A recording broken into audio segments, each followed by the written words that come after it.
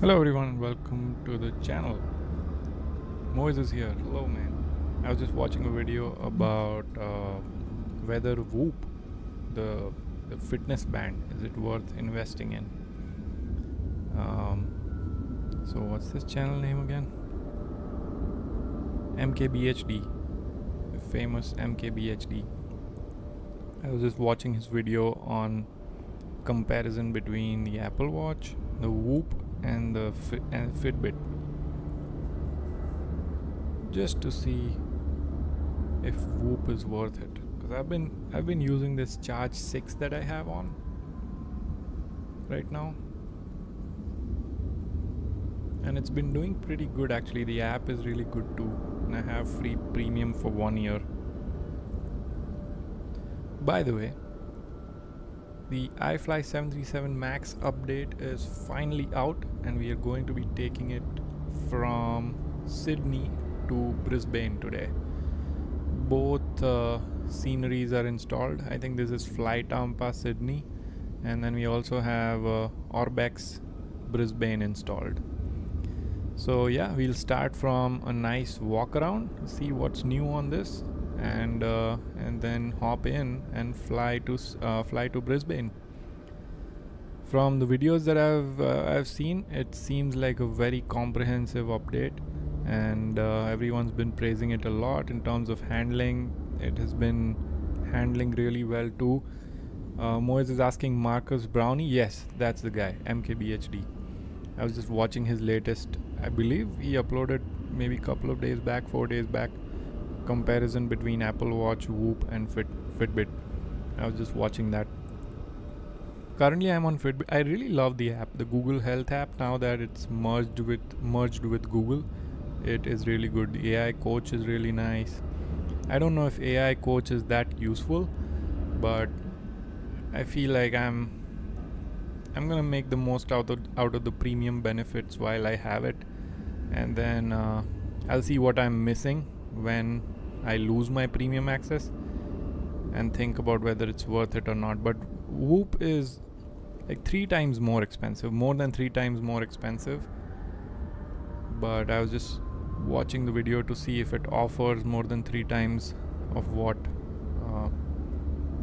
Google Health offers. But anyway, let's get into the walk around mode, and let's see what's new. By the way, one thing I saw is that you cannot click through stuff. It's not a native 2024 update, so you cannot click through stuff and open things, or turn things on from the outside. So how about this? We should go, first of all, I think we should go to the cockpit, and then what the heck is that? Oh my gosh, is this thing not gonna work? Track IR not gonna work today. I'm gonna just disable track IR for now, and then maybe we'll see. Head tracking off, okay. And then let me turn on this. That's the new EFB, by the way. New EFB. Something that we've been waiting for. I absolutely hated that old EFB with all the passion. Now what I'm trying to figure out here is, where do we get to open stuff up outside, like opening the engine, cowling up and stuff like that. Not sure. Other system control, performance, Navigraph, my plane settings, maybe. I'm gonna change it to this first because I don't like this background at all. Home, manual, let's see. Settings, doors, payload and balance, ground services, maybe. No, that's not it.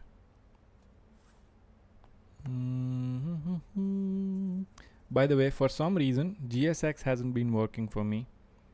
It just keeps restarting, so we are not going to use GSX today. Doors, maybe? No, that's not it.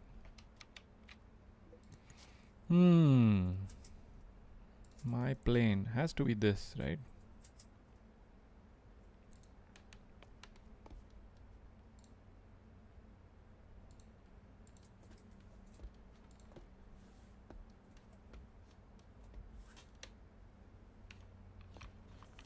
Andreas is here. All well, I hope. Yep, everything is great. We are just trying to look for how to open the freaking engine doors. The engine cowling. Performance. What else can it be? Failures, cabin. Save and load. Damien Dash is here. What's up, man? GSX has been having issues lately. Yeah. Just keeps restarting, and when I hit restart again, it just doesn't do anything. So I just turned it off. I was like, I don't want it to crash my sim. It did crash my sim once too. Anyway, I don't know where this thing is. Payload and balance cannot be there. Definitely cannot be there. What can I do to get stutters? I'll take off roll short final. Let me get to that in a bit. Just trying to look for something on here.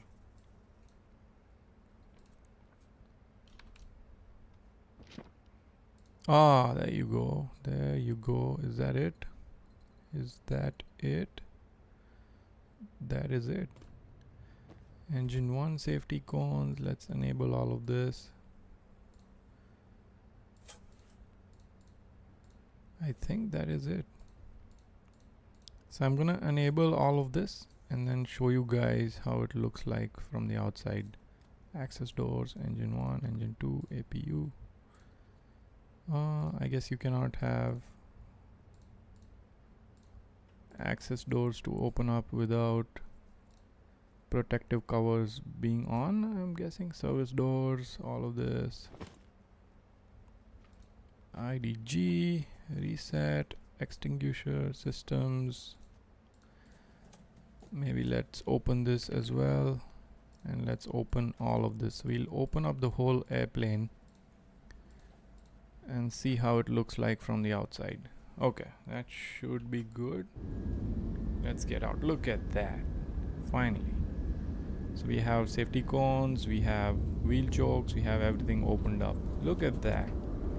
These guys have gone to a next level in terms of modeling. PMDG came up with an exterior update. IFLY is like, hold my coffee, hold my beer. Like, we are going to outshine you. Look at that.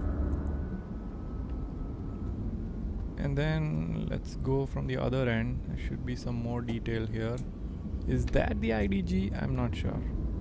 Maybe that's just the engine control module, if I'm not wrong. But yeah, a lot of detail. If you go here to the landing gear, look at that. Look at that. And then also the landing gear bay has a lot of detail. Look at this. Oh my god. And from what I know, it's actually like you can see things moving when the landing gear is operating. So I think this line here, this one, that moves actually. So it's not just static models, things actually move. I don't know if everything else does, but at least this line moves. I saw that in Simblitz's video. Look at that, there's a nice decal here. Crazy. Oh my god, bro. Yeah. So and then this is one of the access doors. I believe it's for either for water or something else. And then this one is, what is it? Water service panel. Yeah. And this one is toilet service. Oh, that's something you don't want to open. And then this, I'm sure that's APU. Look at that. Oh my god, bro. Oh my god. Look at the detail there.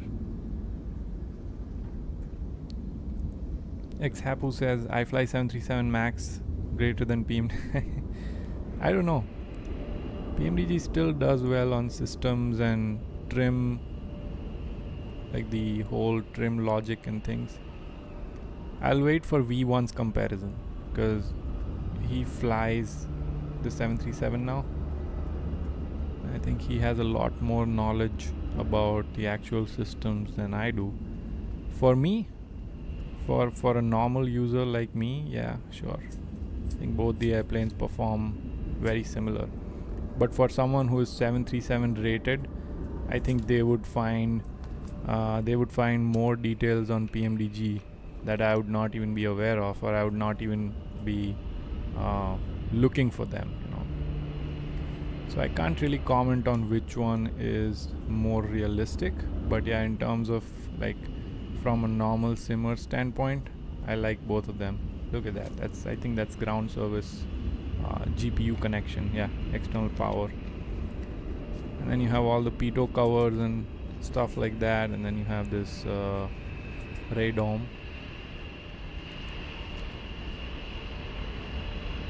Wow, the modeling, I have to say, is crazy. Look at that detail here. Wow, the texturing, the modeling, definitely in that realm, it definitely outshines pmdg. Like everything just looks so beautiful. Oh, wait till you get into the cockpit though.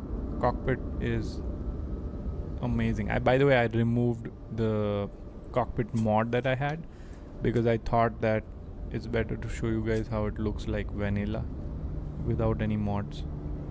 But I'm sure that mod still works on the newer version of 737 MAX as well. I just didn't want to have a mod installed on a stream where I'm just showcasing the update. But yeah, the modeling is crazy. I don't see any jagged edges, like it's detailed enough. And another thing that I have to say is the performance is amazing. Look at that. Just to catch the tail strikes. Performance is amazing. Let's get into the cockpit here, and maybe what we will do is get all of this turned off again, protective covers, remove all of this, close the access doors, close the service doors, close the front here, and that should be it. And chokes, we'll just leave them on for now. And what else? Ground services. I think I do want ground power unit to be connected. Look at how easy this thing is to use. You can just click on stuff here. This is the prime, this is the peak of EFB that I've seen, at least from ground services standpoint for now. Let's as we go through the flight, we'll get to know more, but holy shit, this is the easiest implementation of ground services that I've seen. You can just click on stuff and it'll just work. If I click on the fuel truck, we should see a fuel truck outside. There you go. Look at that. That's the easiest implementation I've seen of ground services. That's beautiful. I love that. Since GSX is not working, we're just going to roll with it.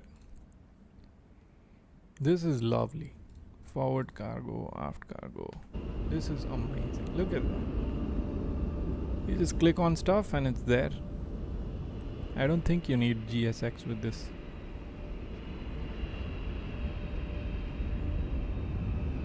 Love.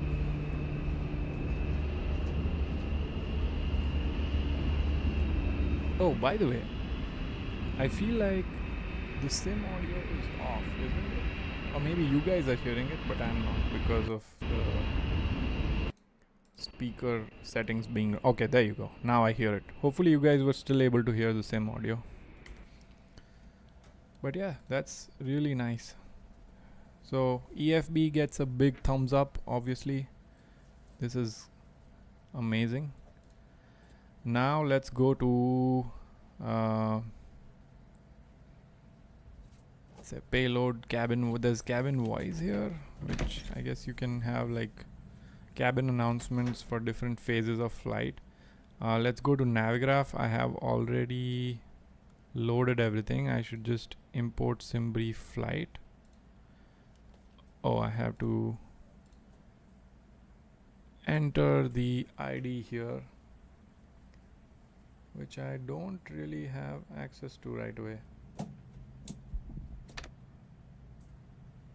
So let me turn this off, and I'm going to import my SimBrief ID real quick.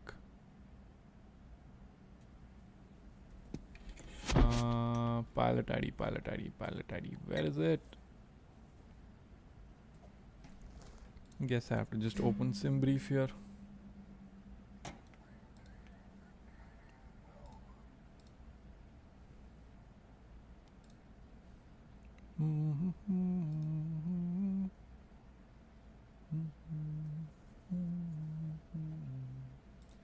Account settings, there you go.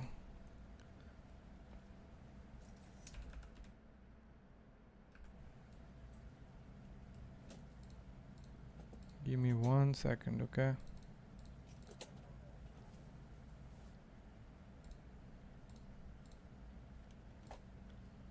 Okay, import. There you go, done. So you just hit import and that's going to pull your flight. Easy peasy. Amazing. OFP is getting pulled in right here. This is beautiful. They have done really well on the EFB. You can just quickly switch to summary and fuel, or I guess it just tells you where you're at. Oh yeah, summary and fuel, routing and impact. Man, this is so good. Terminal, you can just switch to charts right away. Man, this is beautiful. I love this. Look at that. Very well implemented. Navigraph tab here.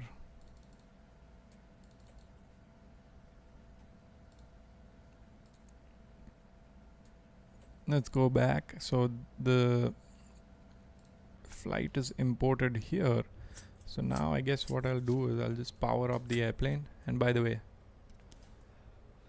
I'll shut up so that you can listen to the actual sounds here.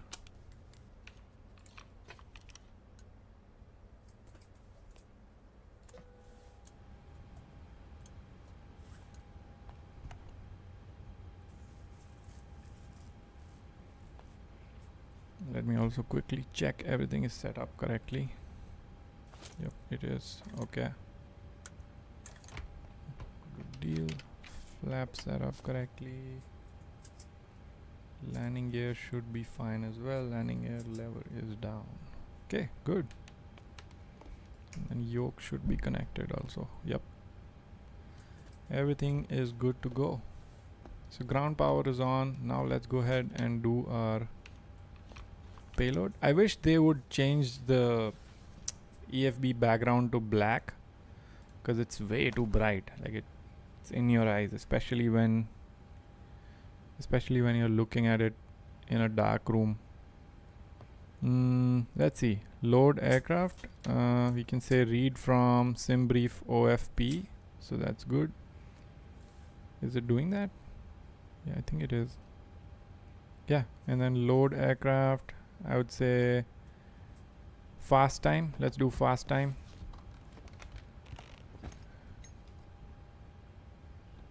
Ooh, look at that. Nice.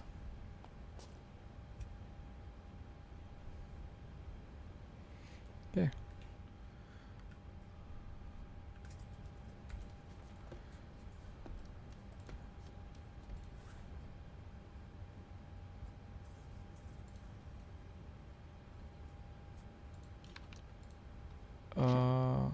I think you can turn this off. When you're in the cockpit, you shouldn't be able to hear it this loud, but that's pretty cool that you can announcement volume, I guess. Turn it down to maybe 5. Boarding music, turn it down to 5 or something as well. Okay, good. So boarding is going on. Moise says beautiful. Yep. It's amazing. I feel like I'm going to fly this airplane more and more. Let's go through the overhead here. Turn the IRS to nav, and then come down here, get the fuel pumps on. I'll also get the APU on, and then window heat on. What's our cruising altitude today? Just open this up. 350. 350, and then okay, everything else is good.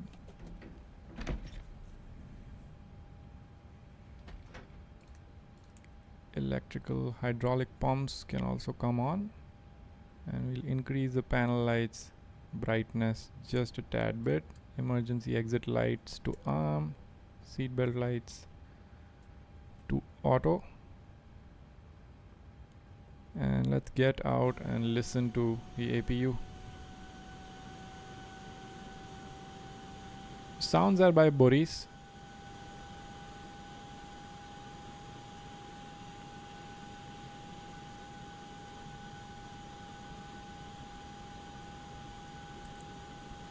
I guess I'm a little late. APU probably already started. I can hear it. Moise says check Discord on how to set it to dark mode. That's nice. Let me check real quick because I really don't like the way it looks right now.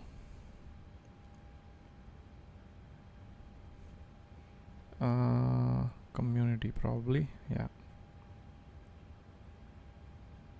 Light mode is on the top bar of EFB big symbol. What? So it's right there. Oh, there you go. Nice. Good deal. That's what I wanted. Thanks, Moise.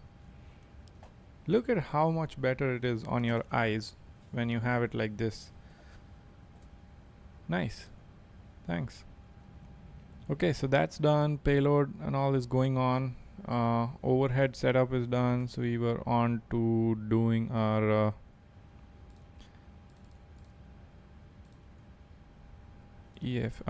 FMC setup.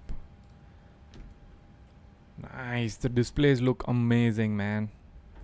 I love the colors on the display. Okay, let's go ahead, go to route. Believe you should see the route in here.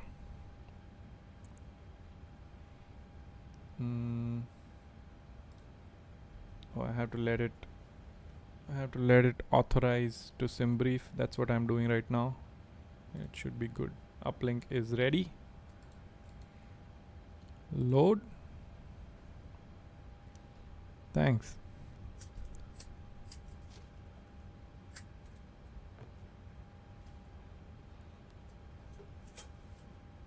Nice. Activate and execute. Now I think I'm gonna go listen to my ATIS. Beyond ATC is on, by the way. 10 kilometers or more.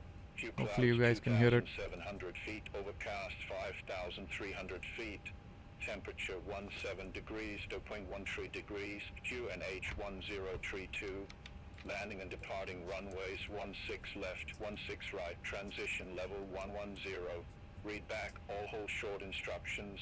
Advise on initial contact. You have information uniform.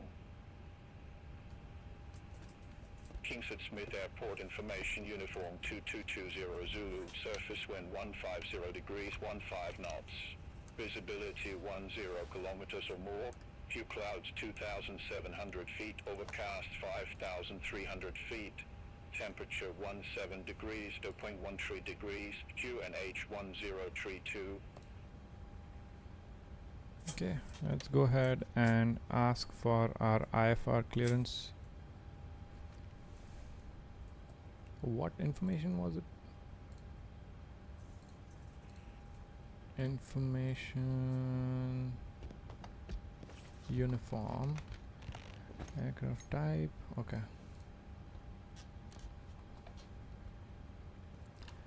Sydney delivery. This is velocity 764. We are a 737 MAX at gate D24, requesting IFR to Brisbane as filed. Velocity 764, City delivery, information uniform current, cleared to Brisbane Airport, runway 16 right, after departure radar vectors Halson, climb to 6,000 feet, squawk 1510. Cleared to Brisbane Airport, runway 16 I have right, the auto after respond. departure radar vectors Olson, climb to 6,000 feet, squawk 1510, velocity 764. Velocity 764. We're back correct. Contact ground 126.5 when ready for pushback or engine start. We'll contact ground 126.5 when ready for pushback or engine start. Velocity 764, thanks. Okay, 6,000, and then 1510 is set. Radar vectors, so we'll probably go runway heading. So let's set up everything else on the FMC and then we'll go from there. So departure, there is no departure, but we are going 16 right, sorry. Okay, and then execute that. In terms of arrival, we have, I can open up my EFB here. Where is it? There you go, 19 left. So it's going to be direct 19 left. So I think ILS 19 left, and we'll just execute that for now, and then if we get some departure, we'll deal with it later. Perf init, how does this work? So position, route, perf init. Can you just request perf init from your this thing, EFB? Believe you can. So boarding is all done. Send to CDU. Hopefully I sent to CDU and it should fill it up. Probably. Yeah, it did. Yeah, nice. Just need to fill up reserves, which should be easy. FinRes 990. We'll just put in 1. And then cruise winds are going to be average wind 247,051. 247 and then 51 knots. We'll put that in.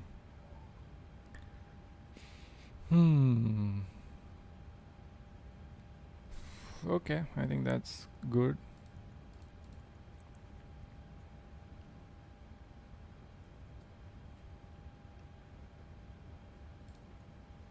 And then now we can look at the other part of our EFB, which is performance.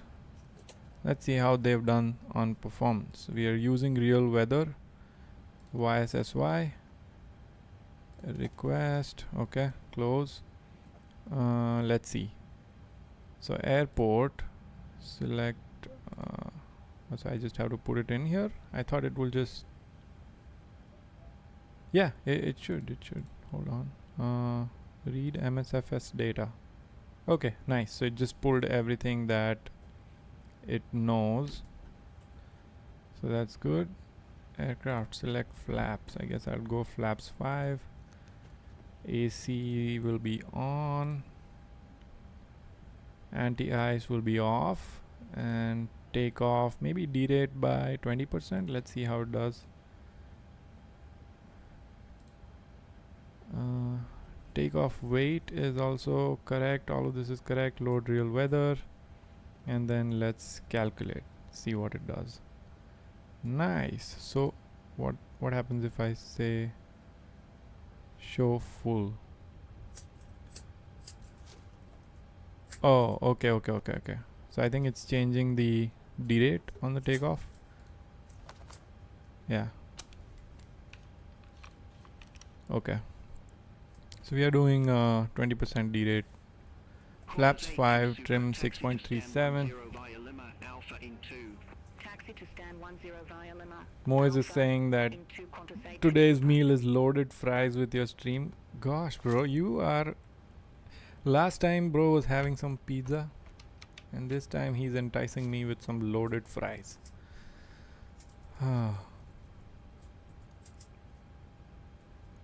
What did I have yesterday? I think I had pretty good food yesterday. I went to my friend's place and he had cooked some paneer matar and some chicken with some gravy and some rice and some dal fry. It was really good.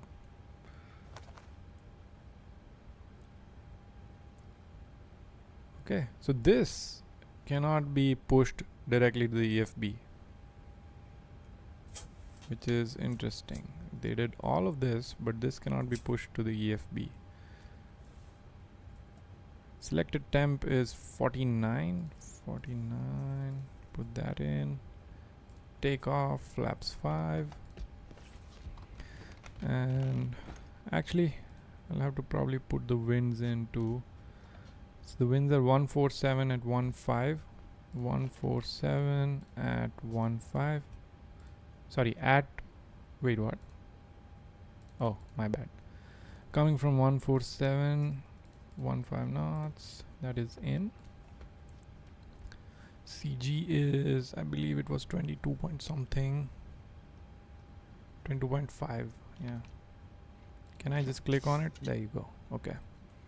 And then V speeds verify 144, 144, 150. Which is almost there, not very far off. Okay, that's it, I guess. And then we can go set up our MCP. Looks like I am having to. Why is this thing not working? Oh, I have to do it with the left click. So our takeoff performance data says that V2 is 149. Oh, it actually changed now. What?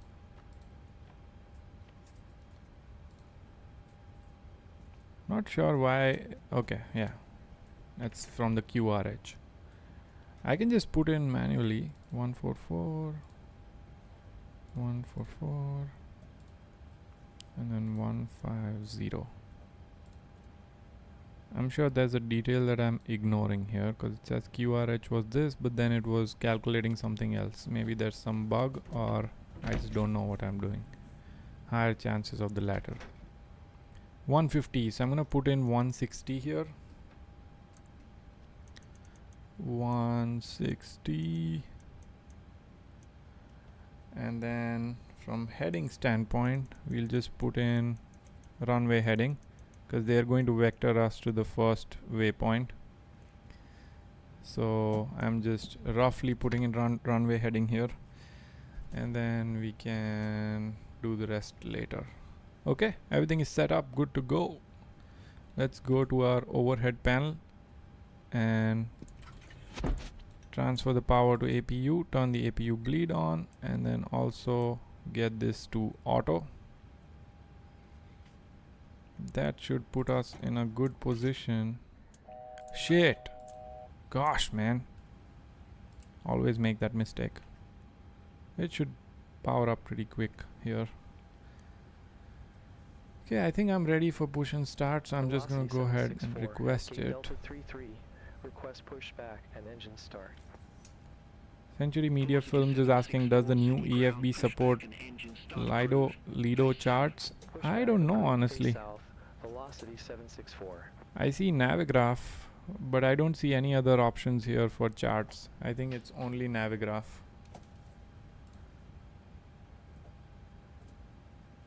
Doesn't look like it has the Lido options, but maybe I'm wrong. Someone can correct me if I'm wrong. Otherwise, I would have seen another tab here, right? If it was supported. Okay, pushback direction, face south. Sounds good. So let's try to use the pushback that we have, pushback option that we have here. Insert towing pin. We don't need the ground power unit anymore, and the jetway can start undocking. And we will remove wheel chokes, insert towing pin, and then our tail is going to be, so you're going to be facing right, so tail will be left. So tail left, and then start pushback. Let's see how it does. Let's see how it does. What is it telling me? Oh, safety pins? Is that what it is? What is it crying about?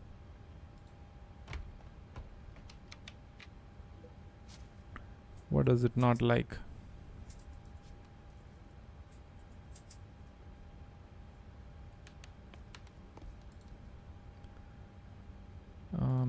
need to put something in here and then push back? I don't know. Yeah, I guess that's what it was. And then let's start with the second engine here.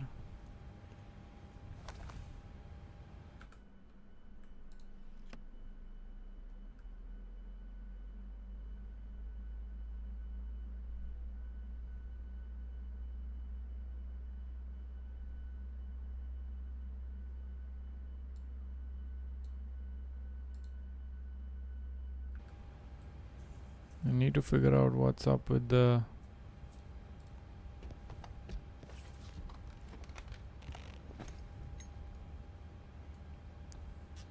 okay, let's give it fuel.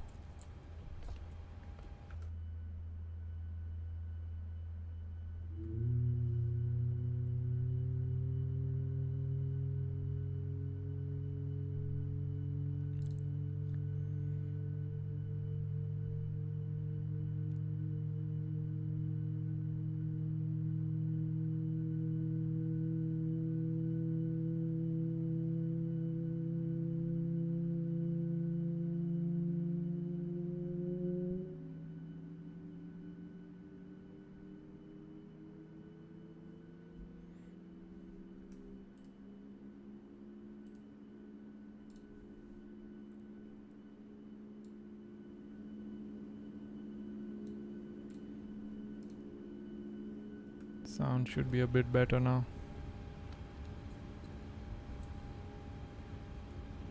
Maybe I can push like 10 more meters back.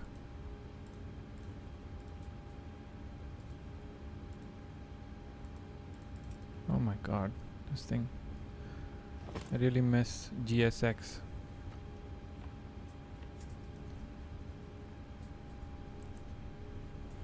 Starting engine 2.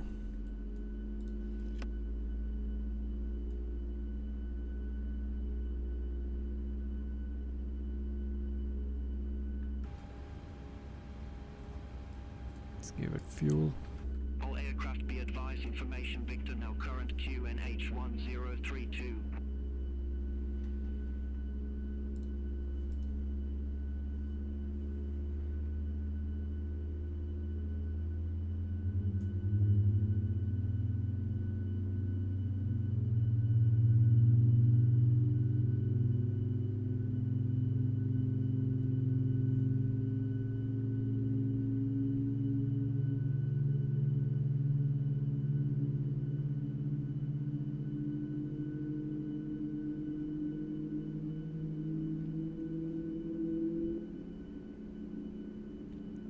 And the sounds are amazing.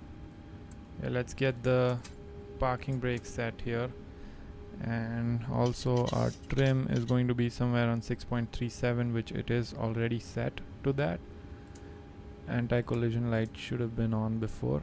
Both the engines are on, so we can turn them to continuous and then transfer the power to the engine here, get the APU bleed off,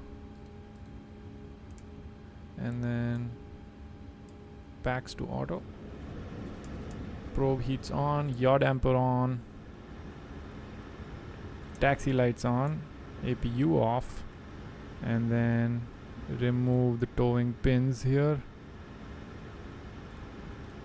Everything else is good. We'll just stay on this now. So we're going 16 right, so that's gonna be right here. So that means we might get something like Charlie, Bravo, and then Bravo 2. Sydney ground velocity 764, ready to taxi. Velocity 764, taxi to holding point Bravo 1, runway 16 right via Bravo 4 Golf Charlie, Bravo 1. Taxi to holding point Bravo 1, runway 16 right, via Bravo 4, Golf, Charlie, Bravo 1, velocity 764. Okay, got it. Bravo Force, we just have to get out of here and then turn in, go all the way on Charlie here, and then take Bravo 1 this point. Or I guess Bravo 1 is right here on this point. Okay. Let's It's gonna be a little bit of a long taxi, but it's going to be fun because I really want to see how the ground handling is on this thing. So it's gonna be fun.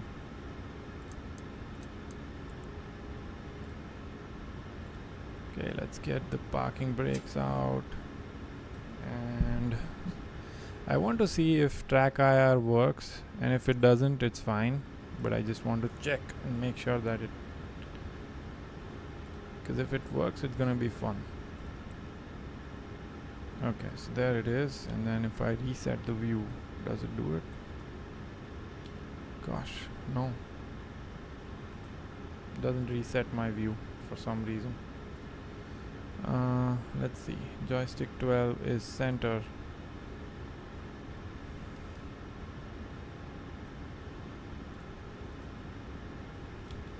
Yeah, it's not resetting my view, or it's not doing anything at all. So yeah, let's just ignore track IR for now then. That's unfortunate. Starts taxiing at idle, typical 737 MAX behavior. That's totally normal. I really hope track IR would have worked.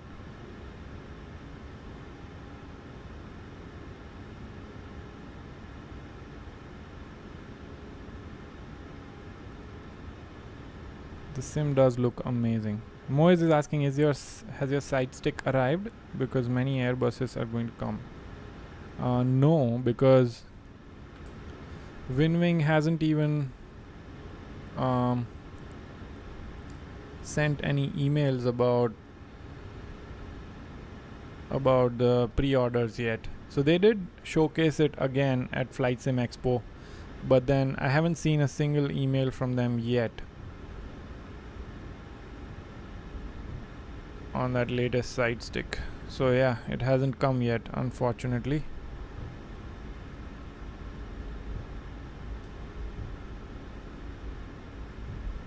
It would be really nice to have that side stick before all these Airbuses come out, especially the 380. Look at that. Is that ATR or Q400? I think it's a Q400. Yeah, before all these Airbuses come out, it'll be nice to have that side stick, but I expected that they're going to be late on that one. There's nothing you can do. Look at that taxi cam.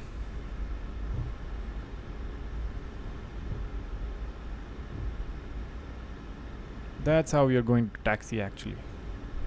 So that's our Golf. We're going to take right on the Golf. Look at the airport though.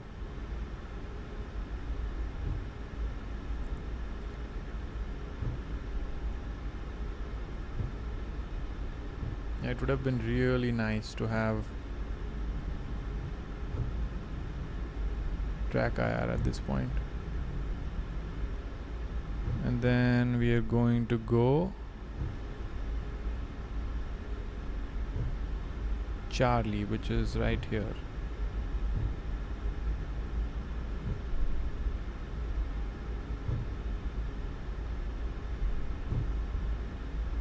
And then keep going on Charlie.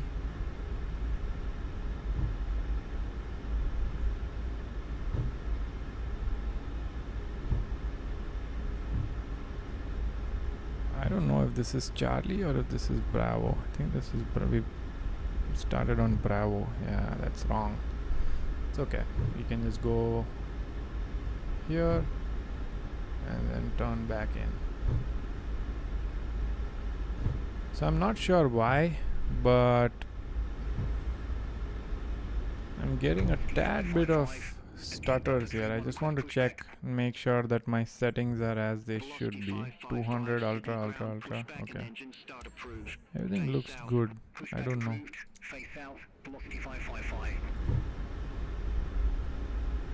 Moise is saying I'm out for vacation in North and my side stick arrived. I called the cargo facility. Please don't deliver until I get back. Is it the... Did you order the Ursa Minor? I've ordered that FFB, new FFB side stick from Winwing. That hasn't come yet.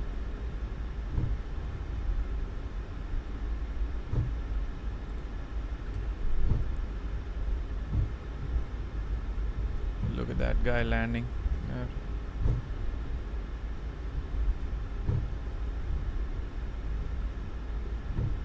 Maybe we'll slow down a bit and watch him land.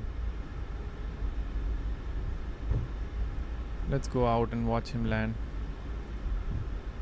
Is that a 777?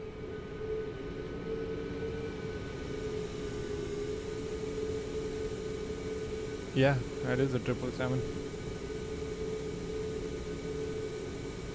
No, A350.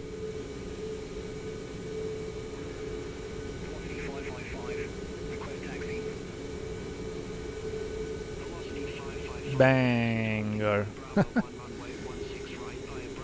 So beyond ADC traffic still bangs. I thought my friend told me that they fixed all of that.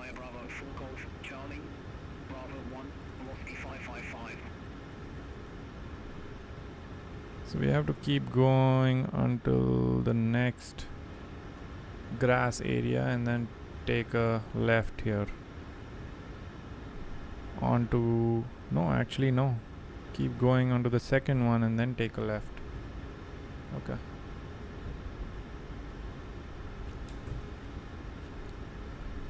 Track IR is really useful in this kind of. Qantas 143 at gate 63, request pushback. Qantas 143, Sydney ground, pushback and engine start approved.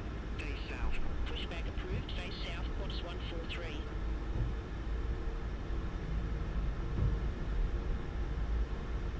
Velocity 764, Take the second one. 120.5. Contact tower 120.5, velocity 764.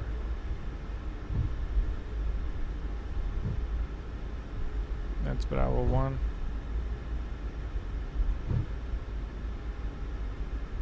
China 7325 heavy, monitor ground 126.5. Ground 126.5, China Southern 325 heavy. Bye bye.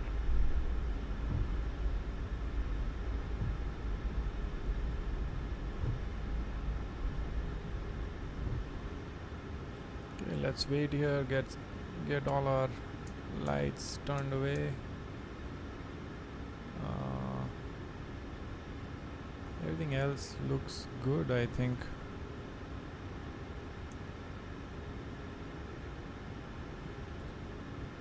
Sydney Tower velocity 764 ready to go at Bravo 1. Velocity 764, runway 16 right, line up and wait. Line up and wait, runway 16 right, velocity 764. Velocity 764 City Tower, wind 150 degrees, 14 knots, fly heading 160, runway 16 right, clear for Where is the 60, runway 16 Is right, this- clear for takeoff, velocity 16. where is the 764. button to do the toga on IFLY? Can one of you tell me where the button is for the IFLY toga? Otherwise I'll have to just Google it. On runway 16 right. Man, engine sounds are amazing. Let me look for that real quick.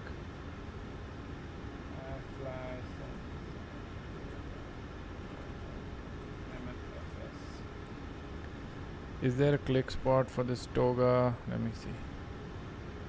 To use toga, you must arm the auto throttle, advance your resistance, then activate a button. Command take what? Velocity 555, number 2 for departure. MCP. You can press it easily with your mouse.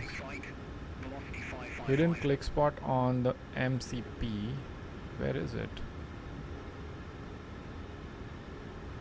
Where is it? Says yes. Oh, okay. It's the top screw right there. Okay. Nice. There it is. Okay. Got it. Let's get out of here. Let's see how this goes. Are we supposed to fly runway heading? Yeah. Fly heading 160. Okay. So we'll keep it runway heading. And let's go.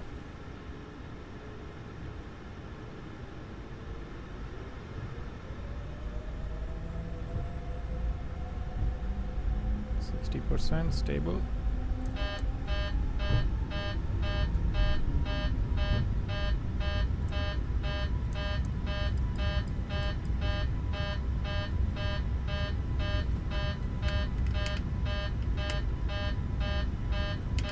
Guess why that is? That is because we did not have flaps on. Oh boy. Typical. Typical airborne geek. Okay, let's go. There's 60% again. And there's Toga. We're good now. Let's get the clock going as well.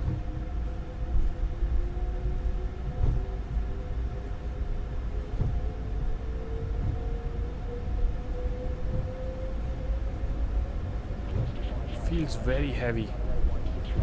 It's 60 knots.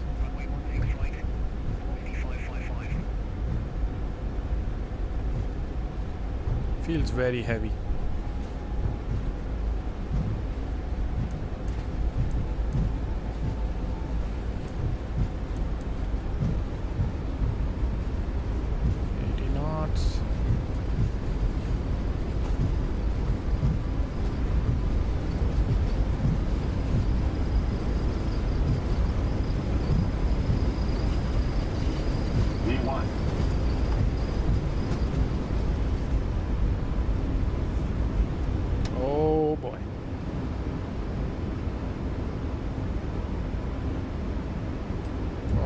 Gear up. It feels so good, man. Oh my god. It handles like a ship in the air. Oh my.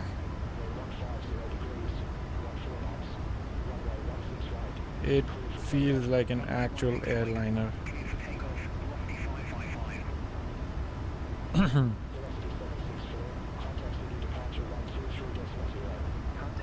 Feels amazing.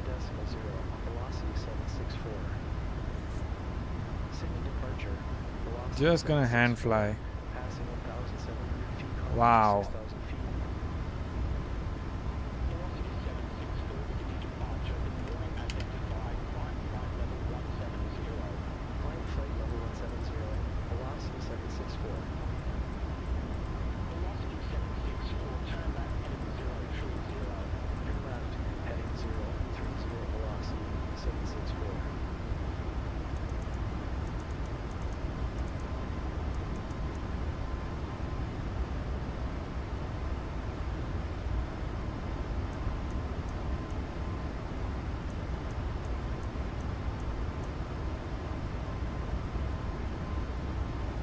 Wow.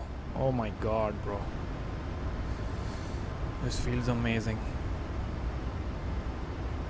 Feels amazing.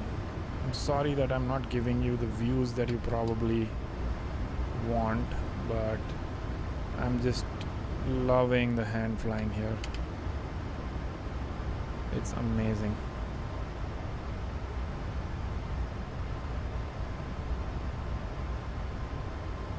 Okay, 170 and we are heading 030. Feels amazing. Clouds are good, yeah. Clouds are not bad at all.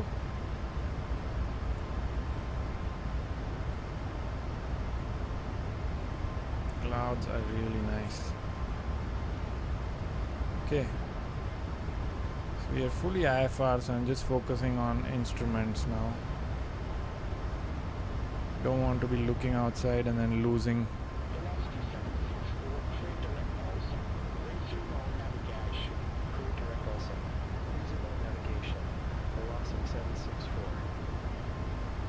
Wow, man. It's so important when you're in the clouds. It's so important to just not look outside, because you could feel like you're going down while you're actually just climbing up. It hand flies like a dream, man. Okay, clear direct Olsen. So what we're gonna do is put in here leg Olsen and execute. That should give us an LNAV profile that we can follow here. And I think I'm gonna turn on autopilot now, because we don't really need to 10,000 feet. Lights off. Engine start switches to normal. And everything else looks good. We have clearance to 17,000 of flight level 170 because the transition altitude will be a little bit lower here. Sounds are amazing. Clouds are amazing.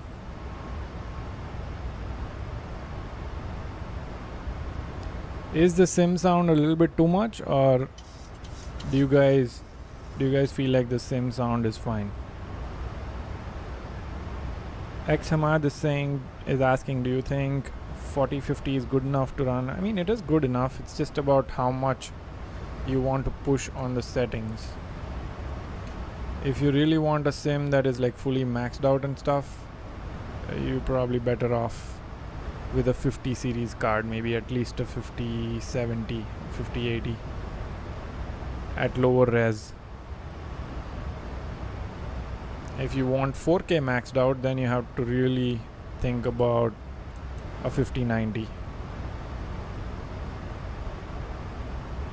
I don't know what anyone else thinks, but I feel like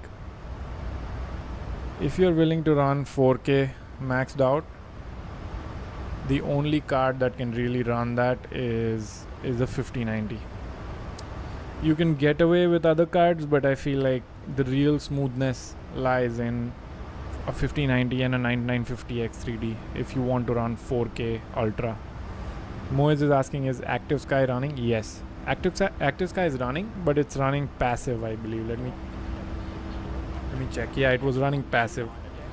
Let me make it active and see how it looks like. We can do a one-on-one compare.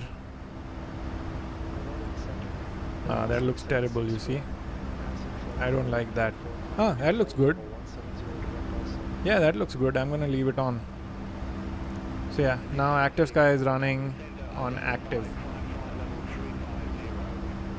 Active Sky preset mode, not in the passive mode. That looks really good actually. Nice. Flight level 370. What are we cleared to? 350. Yeah. So let's go to 350.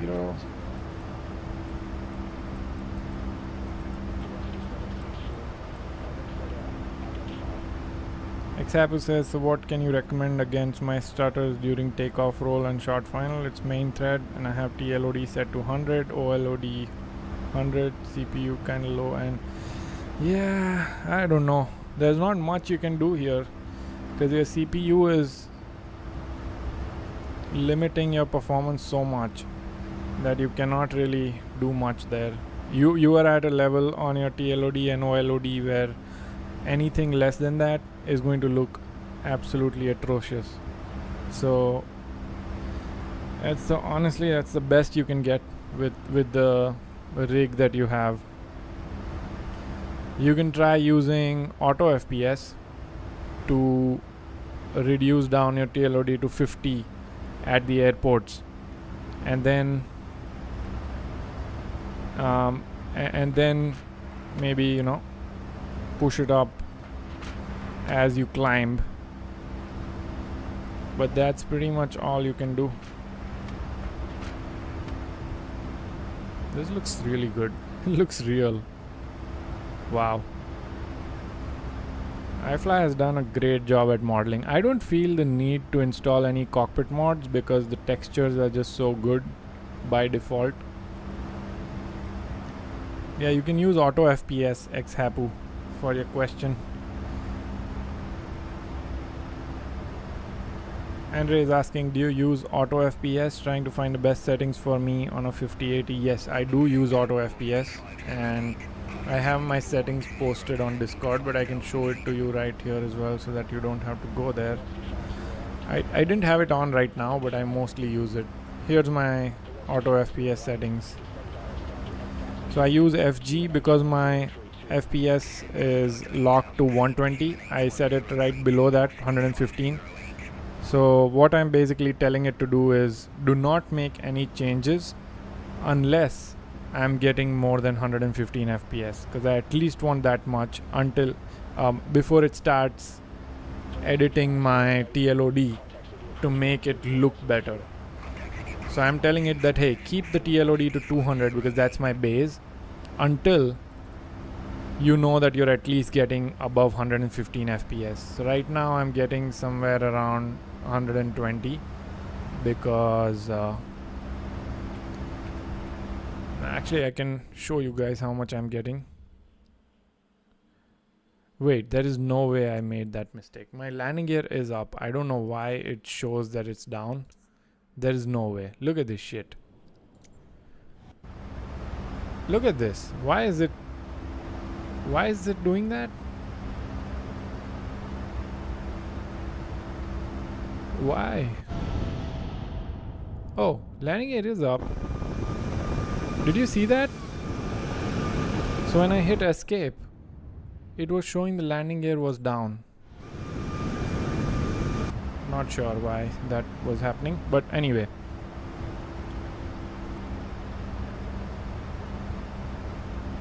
So what was I saying about this? Oh, FPS. Yeah, let me show you my current FPS. It's doing right around 120. You see that? So basically what I'm doing is 40 multiplying it by 3 and then turning on VSync. So I'm locked in at 120 FPS, and then I say that unless I'm getting at least 115 total with frame gen, do not increase my TLOD. And my max TLOD is set to 300. I've used 400 too and it works fine, but I just want everything to be smooth because 400 sometimes in some locations you might get some stutters. So I just limited it to 300 because anyway you can't see it beyond 300. Like you can't tell the difference beyond 300, and especially in the weather like this, like I don't think I even need to run auto FPS because you can't even see the ground. So yeah, that's where I'm at. Xabu saying, yeah, maybe let's be on this view and let's turn off dev mode so that this ugly shit goes away. Xabu saying, yeah, maybe like TLOD 65 on ground and then 150, and yeah, I think you should be able to even handle somewhere around 200 in the air because the PC is really not taxed that much in the air. It's mostly on the ground at payware airports is where it gets taxed the most. By the way, we didn't look at the cabin. Let's go ahead and look at the cabin. If you haven't already, make sure you like the video. Helps the channel a lot more than you think. So hit that like button if you're watching. Cabin modeling, I had seen in a couple of videos that it's really good. It's not Phoenix level, but you don't really need Phoenix level texturing and modeling in the cabin. Everything looks just fine. Look at that. The amount of detail that they've put in. Phoenix is on another level when it comes to this, but you have to remember that IFLY also performs better than Phoenix that way. And hopefully you can hear the sounds as you walk. The sounds change,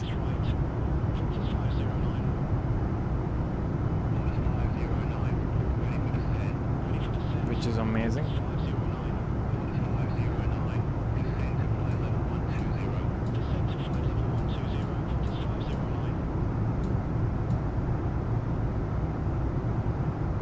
And then of course you can open these compartments. You cannot open, I guess you cannot open the last one. It's because that belongs to the cabin crew. So you can't open that one, but you can open all of the other ones. I think pmdg also has that functionality now. Gosh,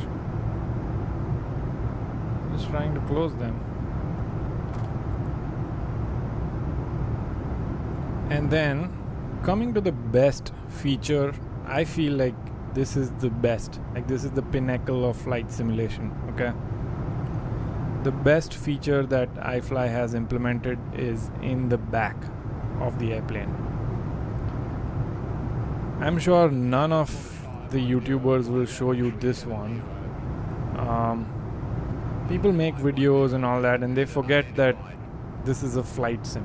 Okay, so it really, like, add-on developers should really focus on features like these, which no one will show you,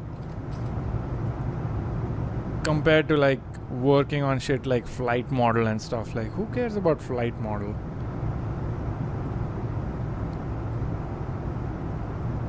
There you go. That is it. That's the pinnacle of flight simulation. I also hope they... Is there a click spot here? There's not. I wish they had this soap dispenser working and this thing working here with some water flowing from it, so that when I take a dump I can also wash my hands. But yeah, this is the best thing about oh, look at that. That works too. And then you can also flush.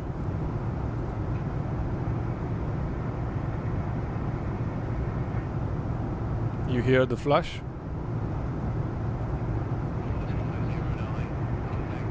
Very realistic shitting location. Let's close this. What is this? Does it show that it's occupied or something? I don't think it does. Yeah. I wish that was animated as well.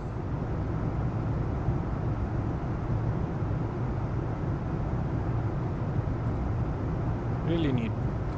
There's also another toilet.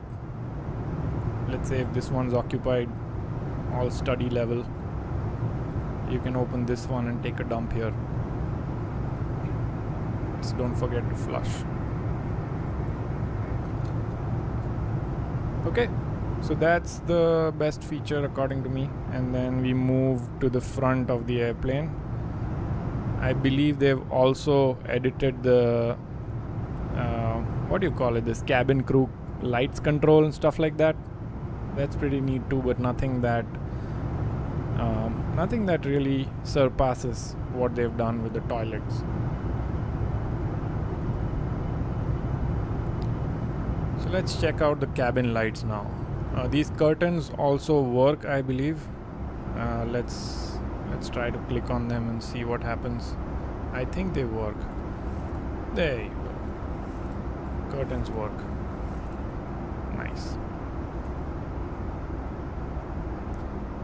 So with iFly, it's like, if you think something should work and you hover over it, you'll probably find a click spot.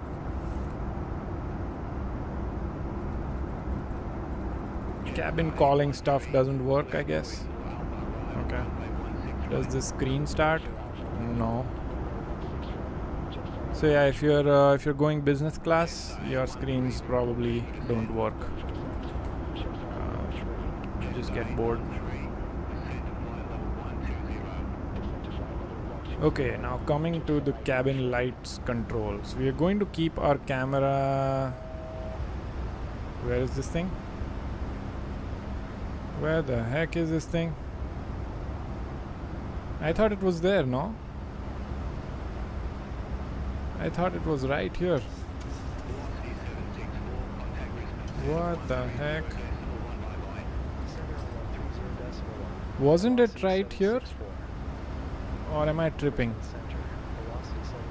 I thought there was full cabin lights control and everything. Or is it this thing? Oh, there you go. That's where it is.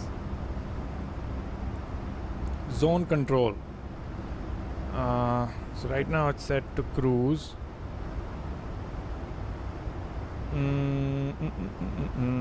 Let's change it to white bright and see how it looks like. Okay, so that's white bright.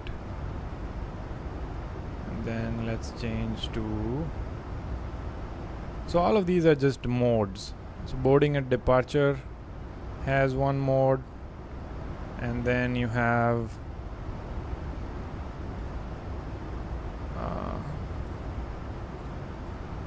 boarding and departure. Okay, now it changed, I think. I don't know how this thing works, so I'm just trying to figure it out while I show it to you. And then both zones. Okay, and then takeoff and landing, both zones. That's a little bit dim. Nice. And then cruise, both zones. It's a little bit brighter. Night and sleep, both zones. It's fully dark, like more like a dark blue color, which is great for night lighting. Meal and beverage, both zones. That's probably really bright. Nice. Bright and yellow.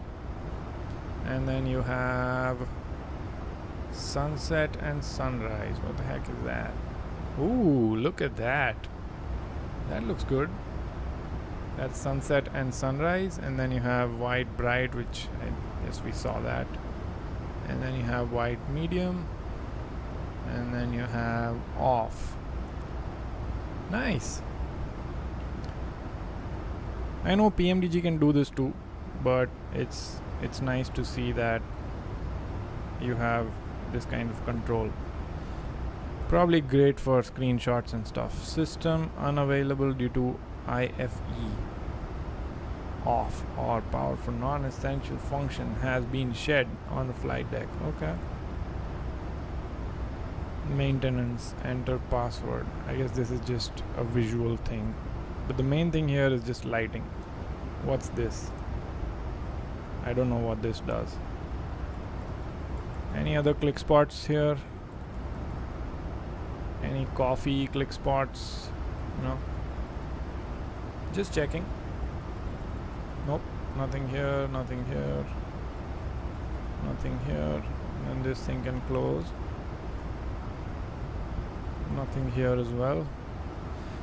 Okay, so that's probably all the click spot for the cabin. Don't touch that, by the way. Great, really good. And then of course all of these will open and close. That's typical of IFLY. Not just open and close, I think you can also do like half open. I think so. No, you cannot. Okay. So how is this half open then? Is it just random? Yeah, it's probably just random.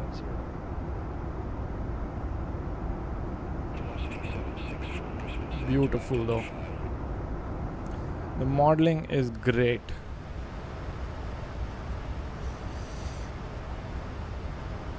Lovely. Okay, how much time do we have before descent? Maybe. So we have 160 miles to descend. Maybe we can talk some stocks. How about that? Let me open up Google Finance and bring it on here.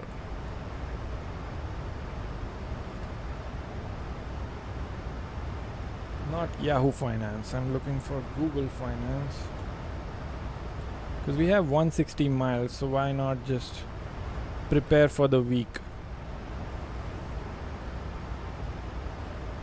There's my Google Finance, and then I have this list here. Let's start from looking at AMD. AMD.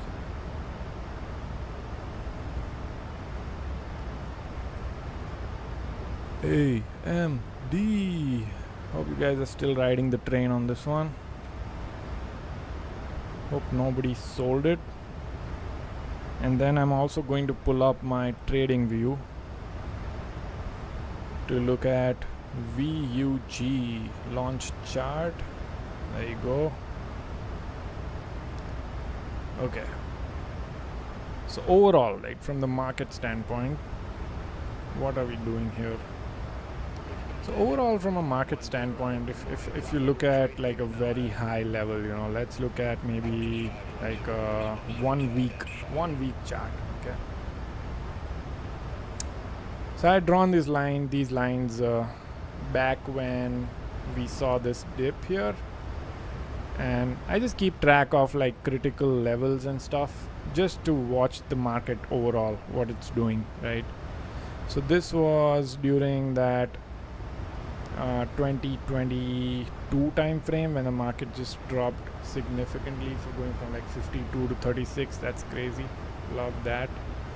And then went all the way up here. This was last year's tariff crash, and then we had another nice run through the year, and then this was the war crash, and then we had a nice run again up here. So there's a couple of things here. So I'd marked this white level, which you see how it touched that white level and then just bounced back up. Can I tell what it's gonna do after this? No, because it also created a nice strong level here, so we're gonna move our white line up there. When I would look for buying opportunities in tech, because remember this is Vanguard Growth ETF, so it mostly tracks the premium like tech stocks. I'm gonna move this line a little bit around 2 because it is a critical level. So you see 1 bounce, 2 bounce, 3, 4 bounces here on this level, and on this level it has 2 bounces so far, and this level it has 1 and 2, sort of. This level is not very heavy, I would say. This one I'll make it more like 1 pixel because it's not a very strong level. But yeah, right now the market basically touched my previous level. So what tends to happen is the support from the previous level, support from the prior time becomes a resistance later on. So this was a resistance for the longest time, right? Didn't go above this. This was a resistance for the longest time right here. You see 2 bounces here. That became support later on.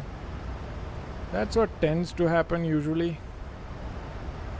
But can you tell whether this is the new support and it's going to bounce right back out of this? No, I cannot tell. Because you did see a strong buying pressure, but then all the news and all the uncertainty around AI and stuff like that, I would really start buying tech heavy when it hits this level, like this trend line. Harry asked something, but the message got retracted. You can ask again. I think it was something about say intentions. But okay, so that's the general market. I would like to still watch what it does in the next week. Does it mean I'm stopping to buy some of these opportunities that are there in the market? No, not at all.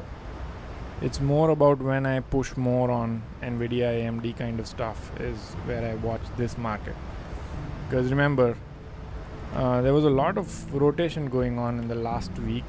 Like if you look at something like ELF, right? ELF was in the last 1 month, ELF has gone up 10%. In the last 5 days alone, ELF has gone up 16%.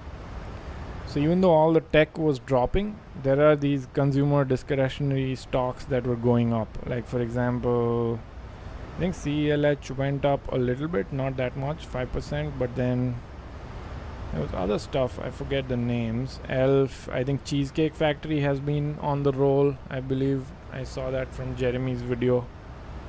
Let's see, 1 month, 29% in just this last 1 month. So all these consumer discretionary stocks have been rolling. AMD, by the way, this freaking thing just cannot stop. As soon as it drops, it gets bought back so heavy. It's back again to 500 plus levels. Crazy. This thing just cannot seem to handle any drops at all. Harry is asking, why do you prefer AI ATC over VATSIM? Because there is There's multiple reasons. VATSIM doesn't have ATC always at all times, at all locations where I want to fly. It's just easier to stream when you're talking to AI ATC and when you have Copilot handling the comms, so that you don't have to talk to the ATC as much. So many reasons. But yeah, AMD seems to just keep going. Amazon is doing good. It's always a buy. It hasn't done well year to date, just plus 3%. But then the business keeps improving. So like if you see, the revenue is going up, net income always going up. I love this business. It's always going to be a buy long term. Constellation is a great buy right now, but I am so heavily positioned on AI stocks that I don't know if I'm gonna add Constellation now, or maybe I should increase positions in some of these other sectors like ELF.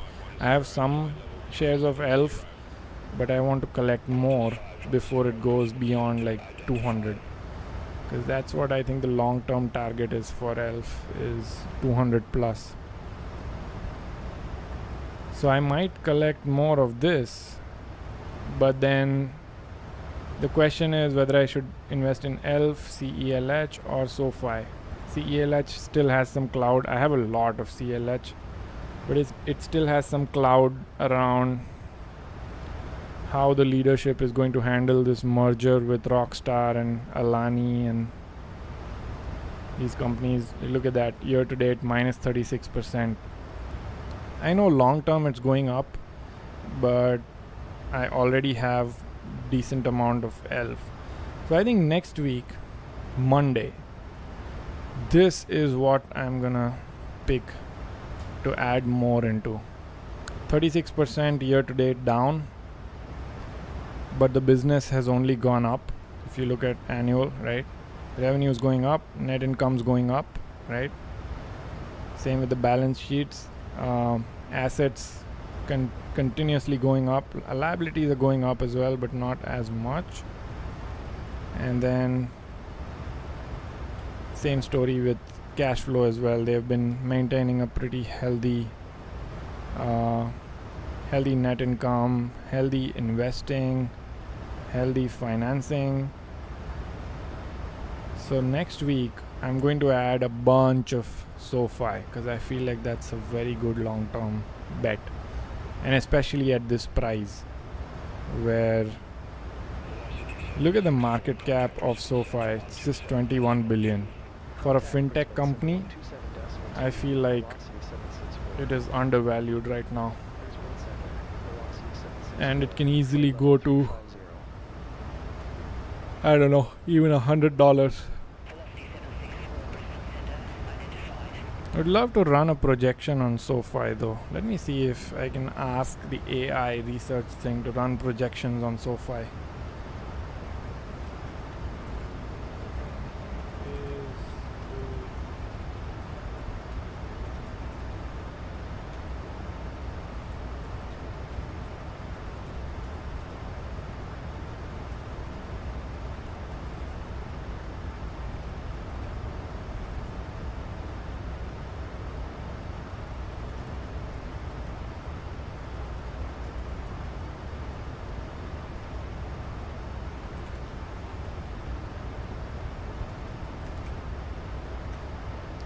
Let's see what it does. I'm just gonna give it a random prompt to run a scenario.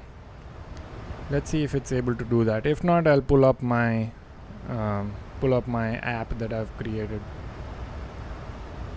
So bull case 42% okay, analyzing. So the next year involves projecting its earnings power while holding the current PE ratio. So what I'm saying is, like, let's say it doesn't get out of this bank narrative that it is in right now, and it never goes into this fintech narrative. How is it going to do in the next 3 to 5 years? As of June, SoFi management has guided a full year 20 adjusted EPS of 0.6. So yeah, it's using the EPS method to value the company, which is totally fine for a company like this. So 0.44, and it's approximately going to 0.46. They further anticipate medium-term adjusted EPS compound annual growth rate of 38 to 42%. Great. Okay, so that's what it's taking into account here and assuming. So look at this. Even the bear case scenario. Even the bear case scenario at current stock, at current PE ratio, is still 115% total upside. Let's read the bull case drivers: infrastructure credibility, success in big business banking, Galileo is their tech platform, by the way. Integration with Fed now could restate SoFi from a bank to a higher multiple technology company. This will be huge for SoFi, because tech companies command a much higher price to earnings ratio compared to what banks do. So that's going to be huge for SoFi if that happens.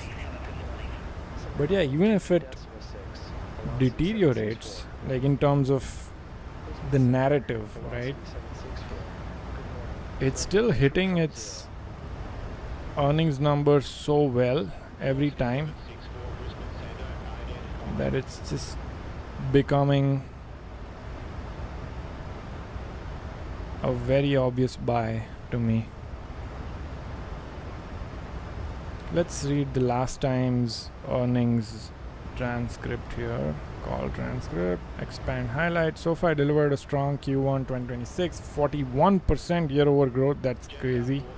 To 1.1 billion, 31% EBITDA margin, marking its 18th consecutive quarter meeting the rule of 40. That's crazy.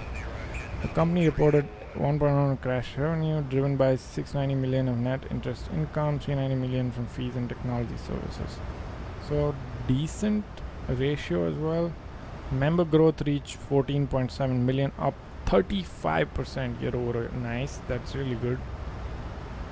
A record 1.1 million new members added in Q1 alone. Wow. 1.1 out of 14.7 added in just this one quarter. Product adoption grew 39%, 22 million. Notably, 43% of the new products were opening by existing members. Rebranding its tech segment, SoFi Technology Solutions, focusing on processing core banking. I really like what I'm seeing here. I think my next edition is going to be just SoFi. I have a lot of SoFi already, but I feel like this is a good time. Instead of investing in tech, which is already inflated, and I'm already positioned well on those stocks, I would rather invest in SoFi and ELF. And I'll have to think about whether I should add half and half ELF and SoFi, or just put all into SoFi. We'll think about it.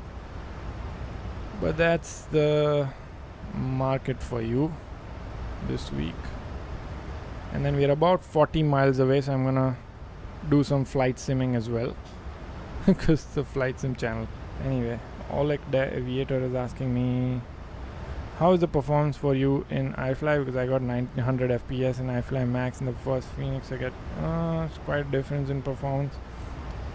I never really see the difference a lot because I'm always locked at 40 FPS base and multiplying it by 3. And as long as any add-on is able to achieve that, I will not know what the difference really is. So all I can say is that yes, IFLY 737 Max is achieving that base performance that I have set up without any problems. So it is performing really well for me. Like no stutters, nothing. We'll see on landing how it goes, but overall, no stutters, nothing. It's performing exceptionally for me.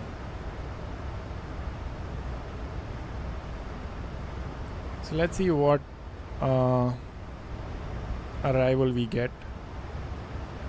And I'm also excited for this landing because this is the first landing with the new update. Let's turn on Navigraph here, and then let's also go to Let's also go to zoom out.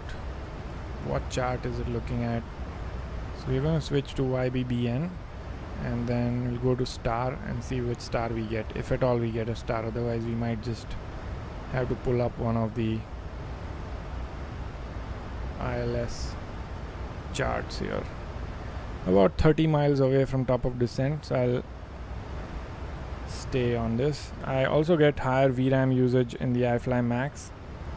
Should I get these multi-frame gen mod as I'm using? Yes, that's definitely, MFG mod is definitely something you should get, because the ability to be able to do 3x frame gen is an absolute no-brainer for MSFS.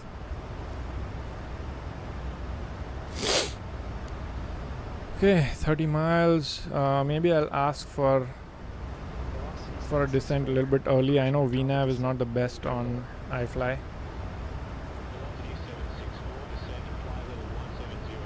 Okay, 170. Velocity 764. And we'll start descending as we hit the TD.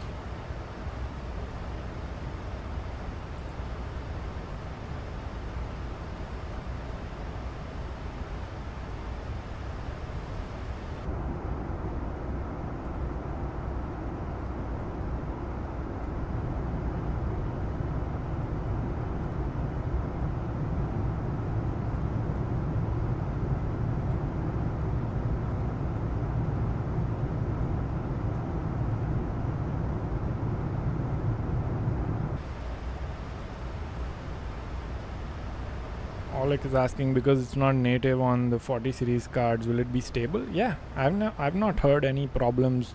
I've not heard anyone reporting any problems with that MFG mod. I've never had to use it because it did not release while I was on my 4080, but I don't think there should be a problem. Should be just fine.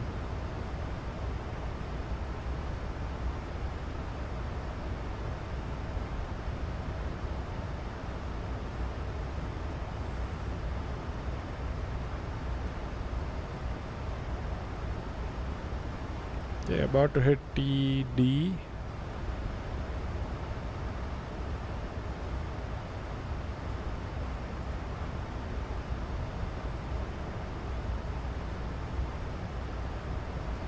Get the engine start switches to continuous again.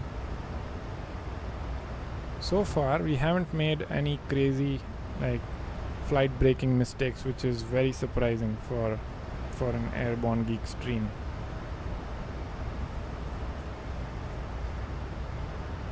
Some people say that MFG resets to 2x every time you launch. That issue is resolved. So now that issue doesn't exist anymore. They have fixed it. Yeah, that is not a thing anymore. Let's go ahead and maybe even do landing performance, landing dispatch, landing en route. I need to set up a view for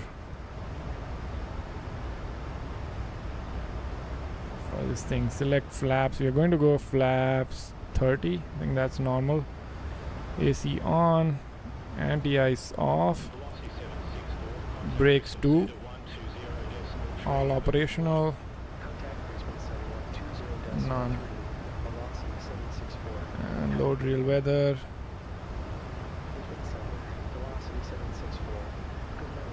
What's the current weight?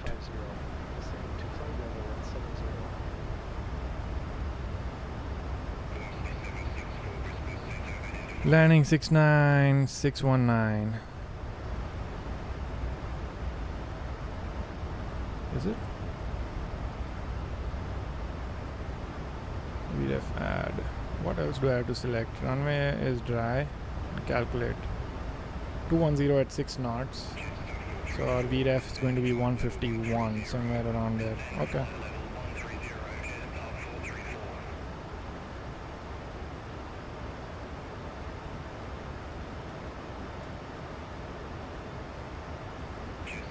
Okay, we are descending. Let's see how well the VNAV works on the new update here. We're going to go auto brakes 2 for this landing because we should have a decent amount of runway here. And then Sydney airport elevation is 15, so we can leave our pressurization panel at 16 or 0, sorry. Oleg is asking, does it increase main thread time? I mean, it depends, I think, on what your base, what you're starting off from, I think. Needs some drag, we'll give it some drag. Let's listen to how it sounds over the wing.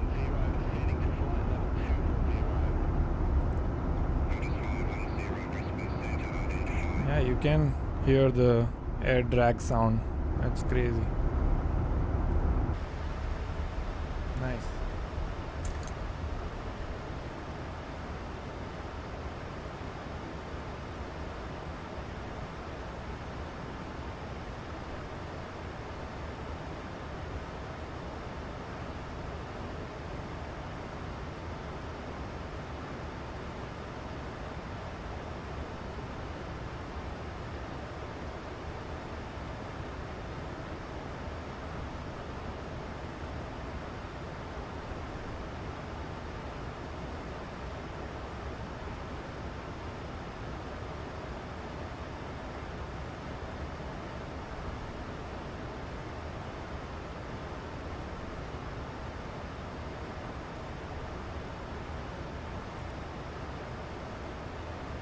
Not quite good at maintaining that speed, but it is coming down.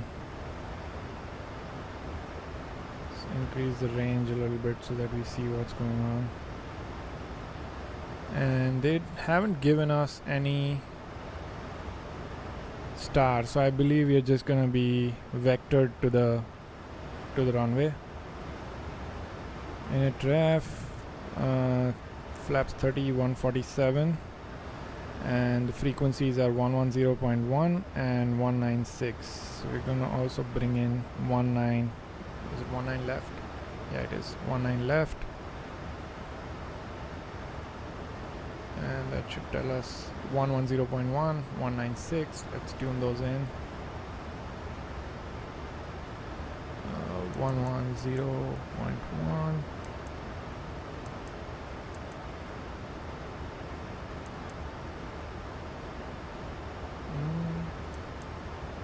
How's that?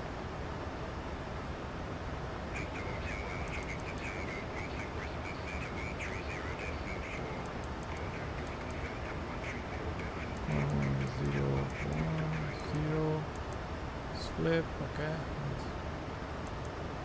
This wasn't on the right mode. And then 196 on the course.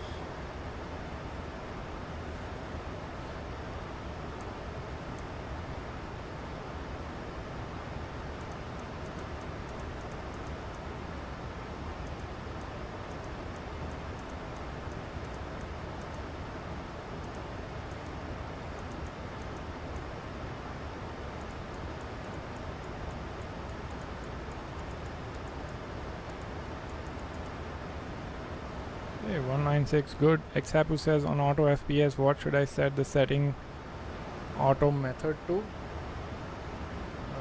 Let me show you. Auto method is set to FPS sensitivity. There are other options. It just explains what you can set it to. Let's see. FPS sensitivity is, I think, for when we cap the FPS. That's what it's used for. I think this is the best method. So when it detects when the FPS is higher or lower for a certain amount of time, I think it starts adjusting the TLOD. Honestly, I have not used any other method. I just set it to FPS sensitivity because that's what it comes with and it works fine. I think I should give it some drag because even though it's caught up on the altitude, the speed is just creeping up. So it's not very good at maintaining both altitude and speed. You have to help it a little bit, which may be realistic, I don't know.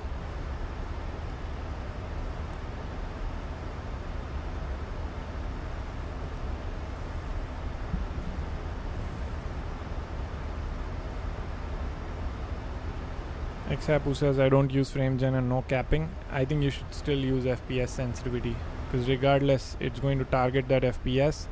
Use a sensitivity of 5 and it'll just keep adjusting your TLOD according to your current FPS.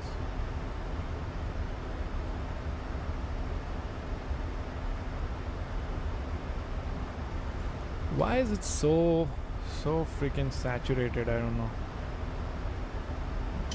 I want to see if I can reduce the saturation a little bit. I don't know if you guys see it or if it looks fine to you. I don't know. But the vibrance has just been too much for me lately, especially when I watch my streams again. I feel like it's too saturated. Is this for shadows? This is for shadows. Shadows won't help me. Let me do it for mid-tones more than shadows. Yeah, you see the saturation is pulled up. Maybe that's why. I need to push it lower. Okay, hopefully that looks a little bit less heavy on the eyes. It's pretty bad at maintaining the speed.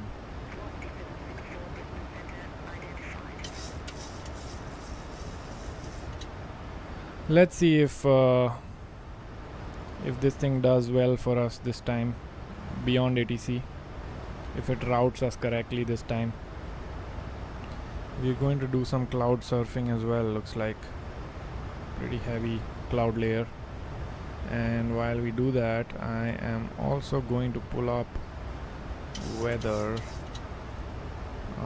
Where was it? There was a place where I was pulling up weather. Oh, I can just look it up on this guy. YBBN. Interesting. YBBN shows clear weather. 210 at 6 knots. That's very weird. Out here I'm looking at this and it's all cloudy everywhere. We'll see.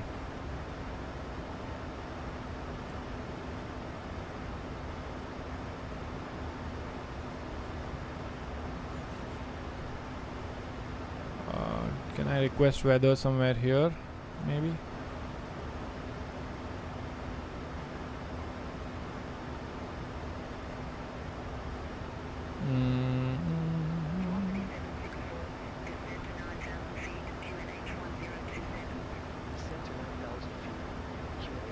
Okay, descend to 9,000.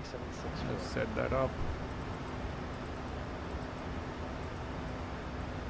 9,000. Let's check the legs page. I think it wants me to be at 6,000 by BN, which it'll be nice to do that. Ogato is later. CF9 and then Ogato. Okay.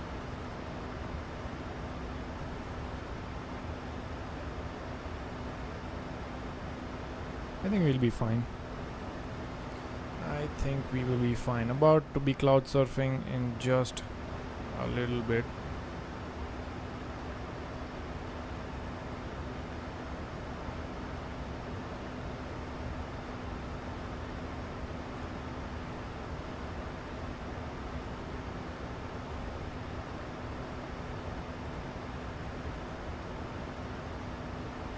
What I'm also going to do is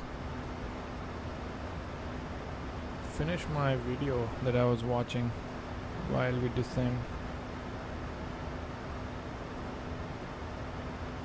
Let's see.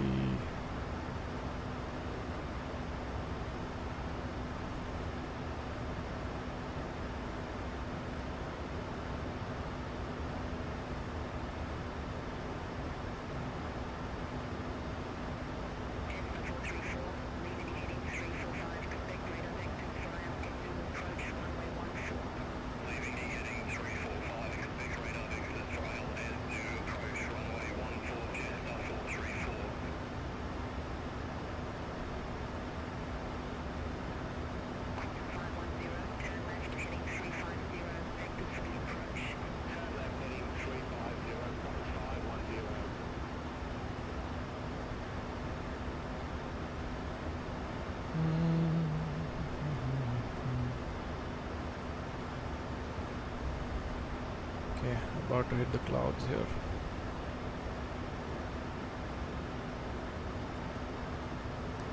So I was watching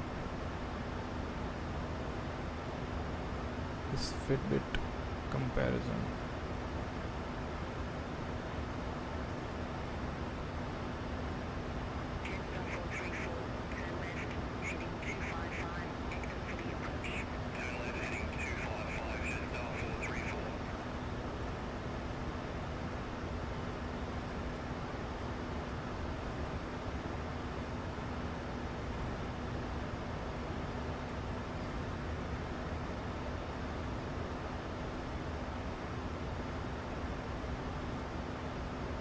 Skizzy is asking where can I find your reshade. You can find my reshade on the Discord. I've uploaded it on the Discord. Discord link should be in the description.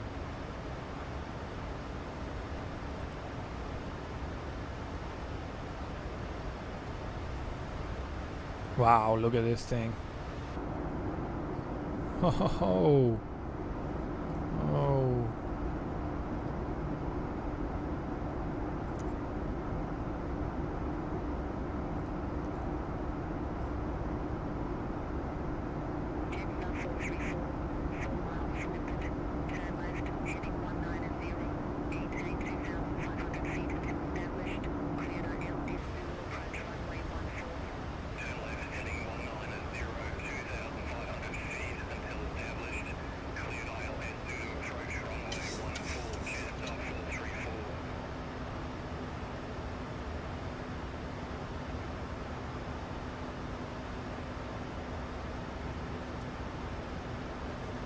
I don't know why my touchdown effects are not working. Not touchdown effects, but the wing fade and all that kind of stuff. I have this add-on installed, Try Sim GFX, and I have it all enabled, but I'm just not sure. I thought I should see it, right? Because I believe IFLY is a part of the list of airplanes where it's compatible. Wow, the sim looks amazing, I'm not gonna lie. Look at that. That looks insane. Okay, 13,000 now. Let's start getting our landing lights on, and everything else looks good. Auto brakes are set. The sim looks stunning. I am using Apple Maps, by the way, which may be the reason for this.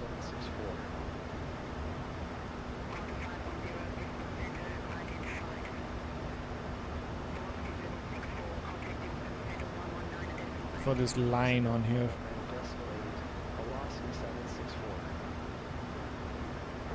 Okay, hopefully the vectors are well.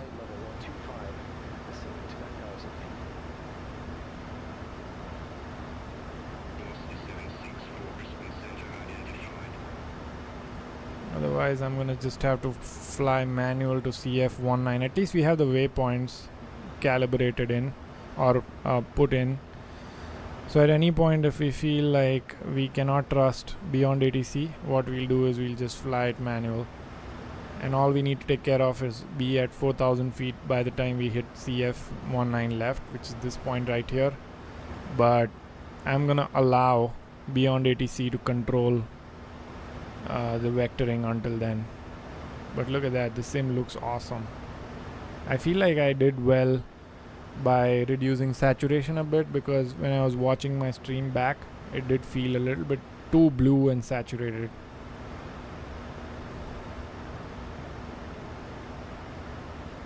So hopefully that looks a bit better now. Still waiting on some kind of instructions. They should have told me to actually go right by this point, because I'm only 20 miles from the runway here.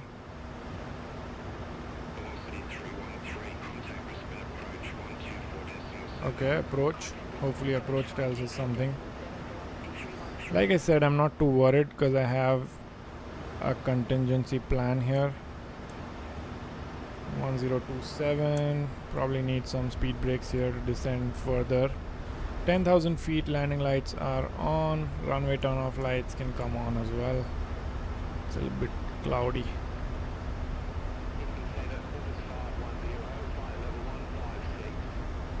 Look at that, wow.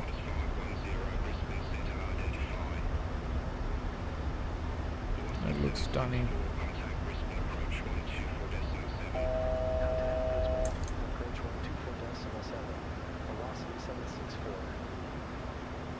Brisbane approach. Velocity 764. Passing 1,800 feet. Descending to 9,000 feet. Information X-ray.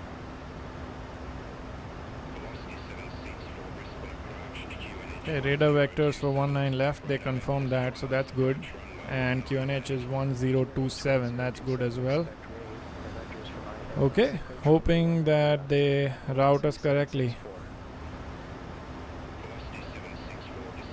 By the way, if you guys are still watching, make sure you leave a like on the video Velocity 764. to support the channel. Descend to 5,000, great. We'll get that in.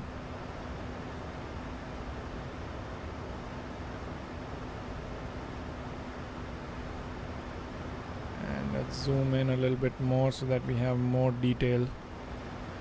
And also, it'll be nice to switch to level change mode at this point.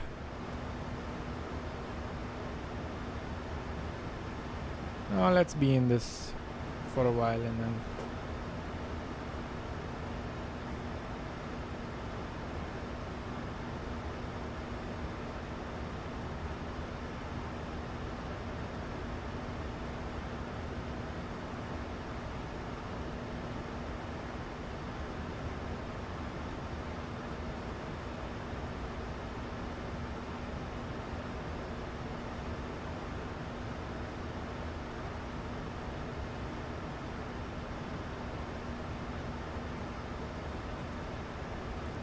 okay, 8,000 feet, descend 4,000 they say now. Descend to 4,000 feet. I'm really hoping Beyond ATC does well this time.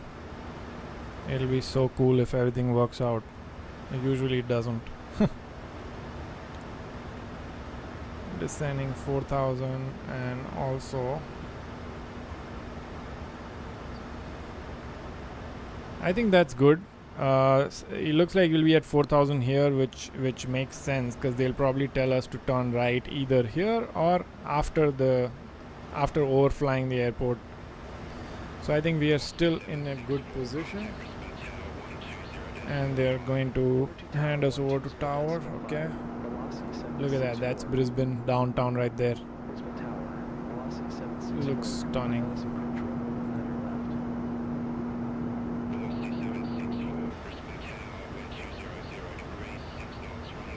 Runway 10 cleared land without even vectoring us. What the heck?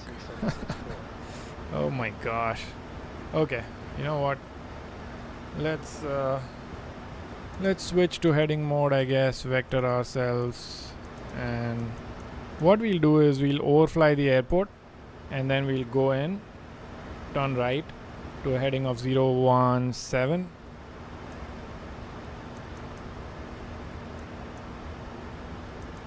For now we'll keep going this heading, but later we'll turn right to heading of 017 and then join the localizer here. And I'm gonna go level change. 240 is good, so that we keep descending at 240, and we ought to be at 4,000 or above, and then I'll just control my speed here as we get closer. For now I'll just keep it to 240 knots.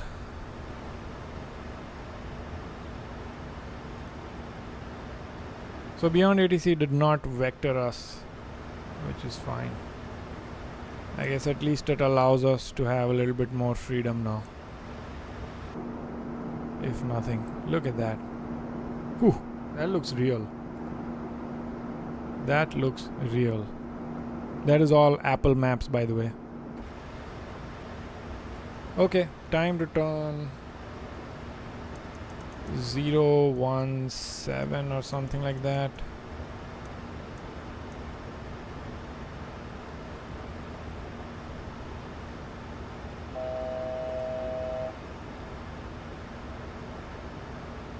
Xabu says, can you check my auto F? Yeah, I will. Right after the stream, I can go to Discord and I'll check it out.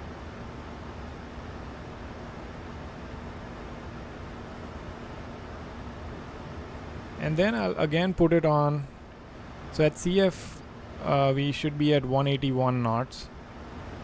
So I do want to descend a bit, but then I also want to keep my speed low enough. So what we'll do is let's go to 200 here. So it should arrest our rate of descent a tad bit, and then go to level change again. I guess we are at 4000, so all it needs to do is reduce our speed, which is great. So actually, let's just go right to 181, which is what we are expected to be. And then as we pass the green dot there, we'll get our flaps out. Things are going relatively smooth today. Okay, flaps 1.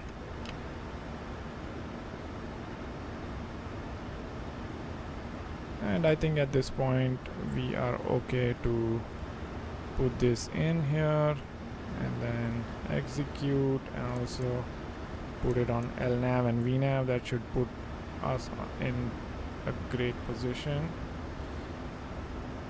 And once we make this 90-degree turn, another thing I'll do is enable approach mode.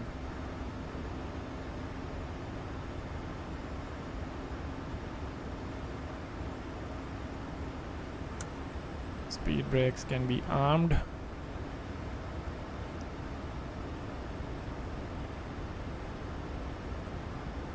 Look at that boat right there.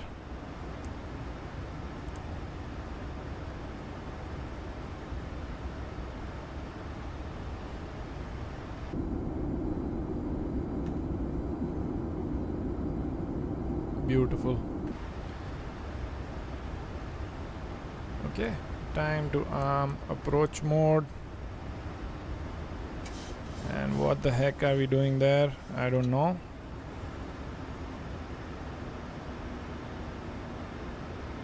I don't know why it did that strong descent, but I guess we are good for now.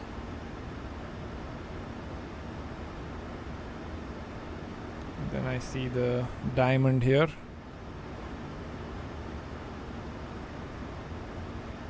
Oh, I guess it already captured the glide slope. Okay. And then now it's on localizer. Good stuff. Let's go flaps 2.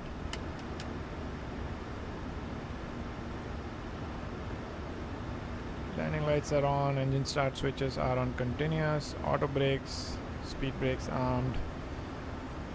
Gear will come down as we go.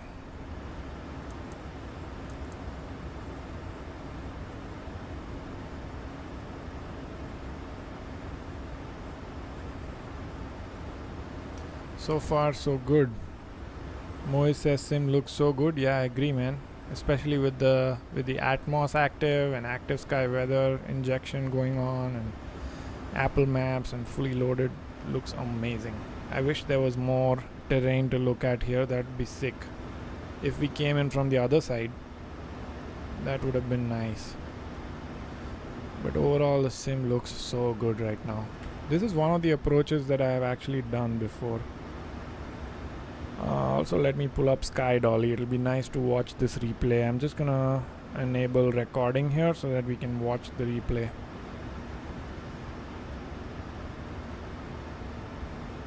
This recording is going to be insane. Okay, flaps 5.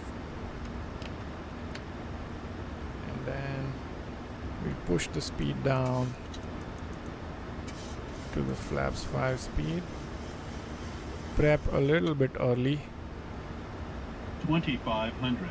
7.5 miles. Get the gear down so that there's some drag going on. And I believe we have selected the speed, should be down by 1 knot, so on it.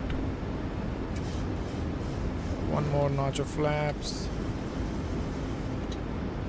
another notch of flaps,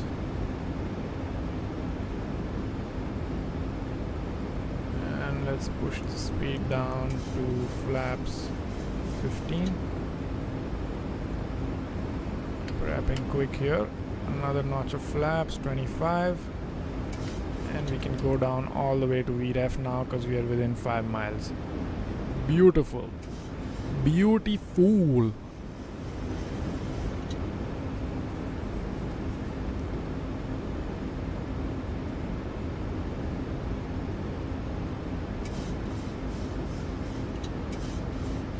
Very surprised at how good everything is going today.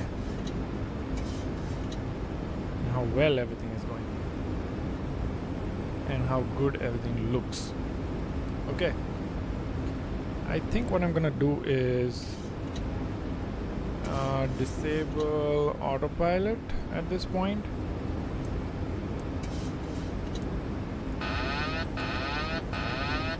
And just hand fly it.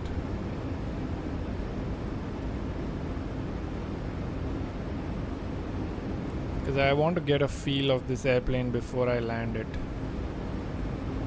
6 knots of headwinds. MSFS is treating us 1,000. well today.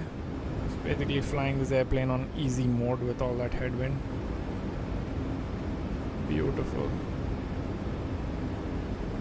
I'm not sure what happened there. I really hope chase plane or something doesn't mess me up here. 19 left. Holy shit, chase plane is messing me up. Let's go, we got this. We've got this. Why is chase plane fucking me around, man?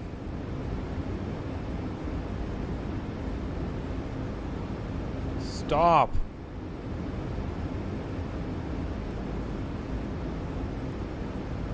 $400. Keeps resetting my view, I don't know why. We're still good. We're still good. Everything is looking 300. great.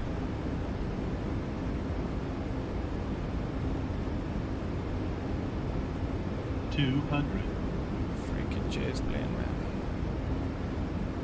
I don't know if it's chase plane or FSR.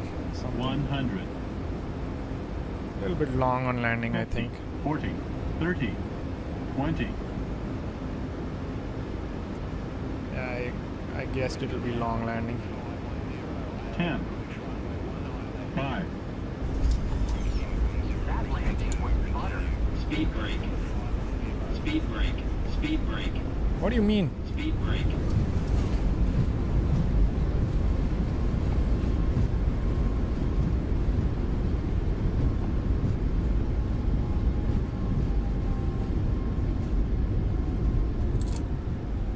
That was not a bad landing at all.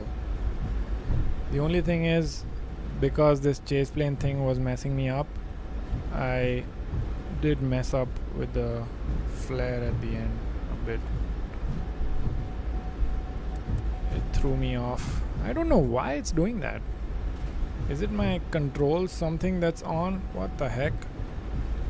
Did you guys see that? Like it just kept messing my view up. You see how it does that? It just keeps messing up. You see that? 300 meters. It's just remaining. moving. The view is just automatically moving. I don't know why it does that. 100 remaining. It might be FSR. Exit right at Alpha 7. Velocity 30 764. meters remaining.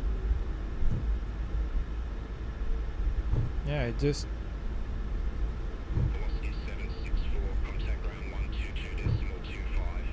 Anyway, we have a good recording here to watch. And I'm also gonna have to leave, so... Oh. It didn't record. It didn't record because... It doesn't have any more space on my C drive, I guess. But it should have recorded on touchdown FX, which is what I'm gonna pull up here. Did it? No. What the heck? It didn't record on touchdown FX either. Dang it, man. That's sad.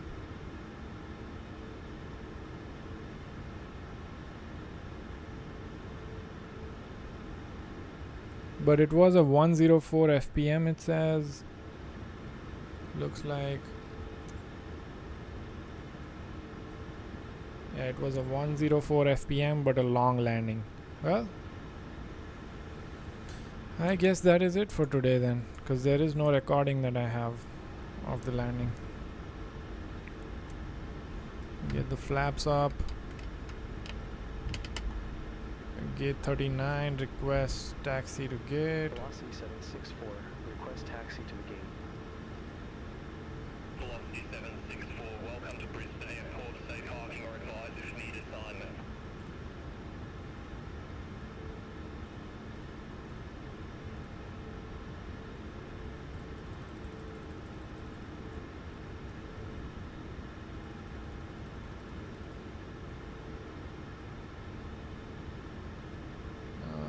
Going to gate 39. Request gate 39er, velocity 764. Velocity 764, taxi to stand 39er via Alpha, Bravo 6, Charlie 6. Taxi to stand 39er via Alpha, Bravo 6, Charlie 6, velocity 764. Bravo. Qantas 510, taxi to stand 20 via Alpha 7 Alpha, Bravo 5. Bravo 6 right here, okay. Bravo 6, Charlie 6. Got it. I guess we're gonna have to go from Bravo here, which is fine.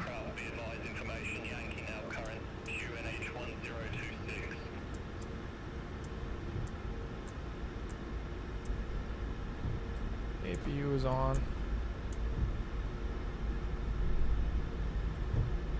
You see, I have some stutters going on sometimes. Yeah, we're gonna have to go Bravo, which is fine. And then it said Charlie 6 is where we are turning. So basically first and then the second turn that we get. So not this one but the next one. So APU is on, APU bleed can come on.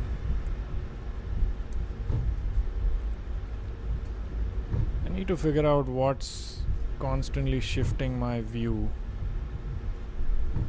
Cockpit ambience, engine blast, flight head shake. Maybe it's one of these. I don't know what it is. Let me turn off FSR Plus completely and then see if it still happens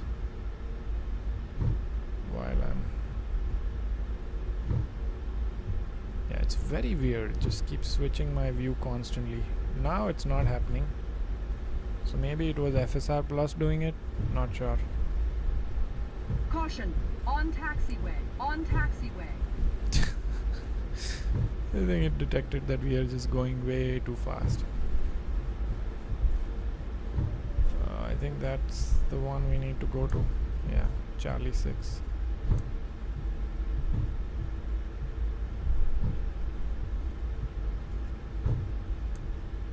Then I don't know which one's gate 39.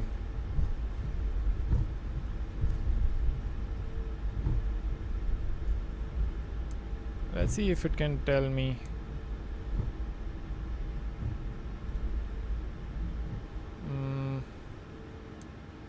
Actually it says right there what the gates are. So let's keep going here and I think we'll find our gate. So typical taxi view.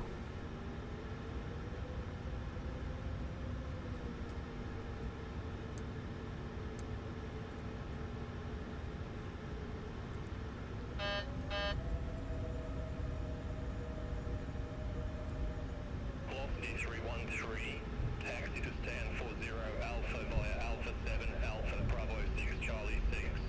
Taxi to stand 40 Alpha via Alpha 7 Alpha, Bravo 6 Charlie 6, velocity 313.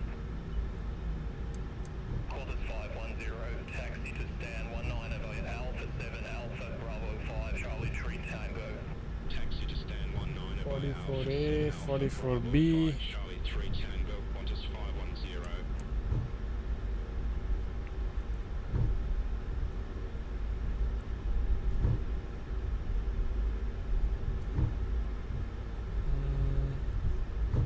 There's 38 to 43, so I believe they should be somewhere here. 31.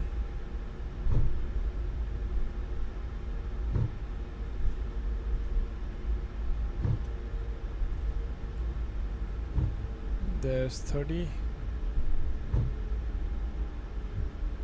I think I crossed it. I think it was that turn which said 38 to 43. Well, we're just gonna park somewhere, because who cares? Is any empty gates here? No, no, no. What the heck? I'm just gonna park here, because I really need to go. 22B is our gate today. That's what you're gonna get. Pork and parking brakes are on. Okay, guys. Thank you for joining in, and I will see you guys on the next Sunday. That was a fun flight. Not the best landing, but it was a fun flight. Just a little bit of a long landing. The sim looked amazing, and I think I'll fly the IFLY 767 MAX again. We'll do this again. Moise says Adelaide approach is also good. Cricket stadium on one side, downtown on other. That's what we're gonna do next time then. So see you guys next time. Have a great week. Happy investing, by the way. And Xhapo, I'll get back to your settings on Discord. Thank you guys. See you on the next one.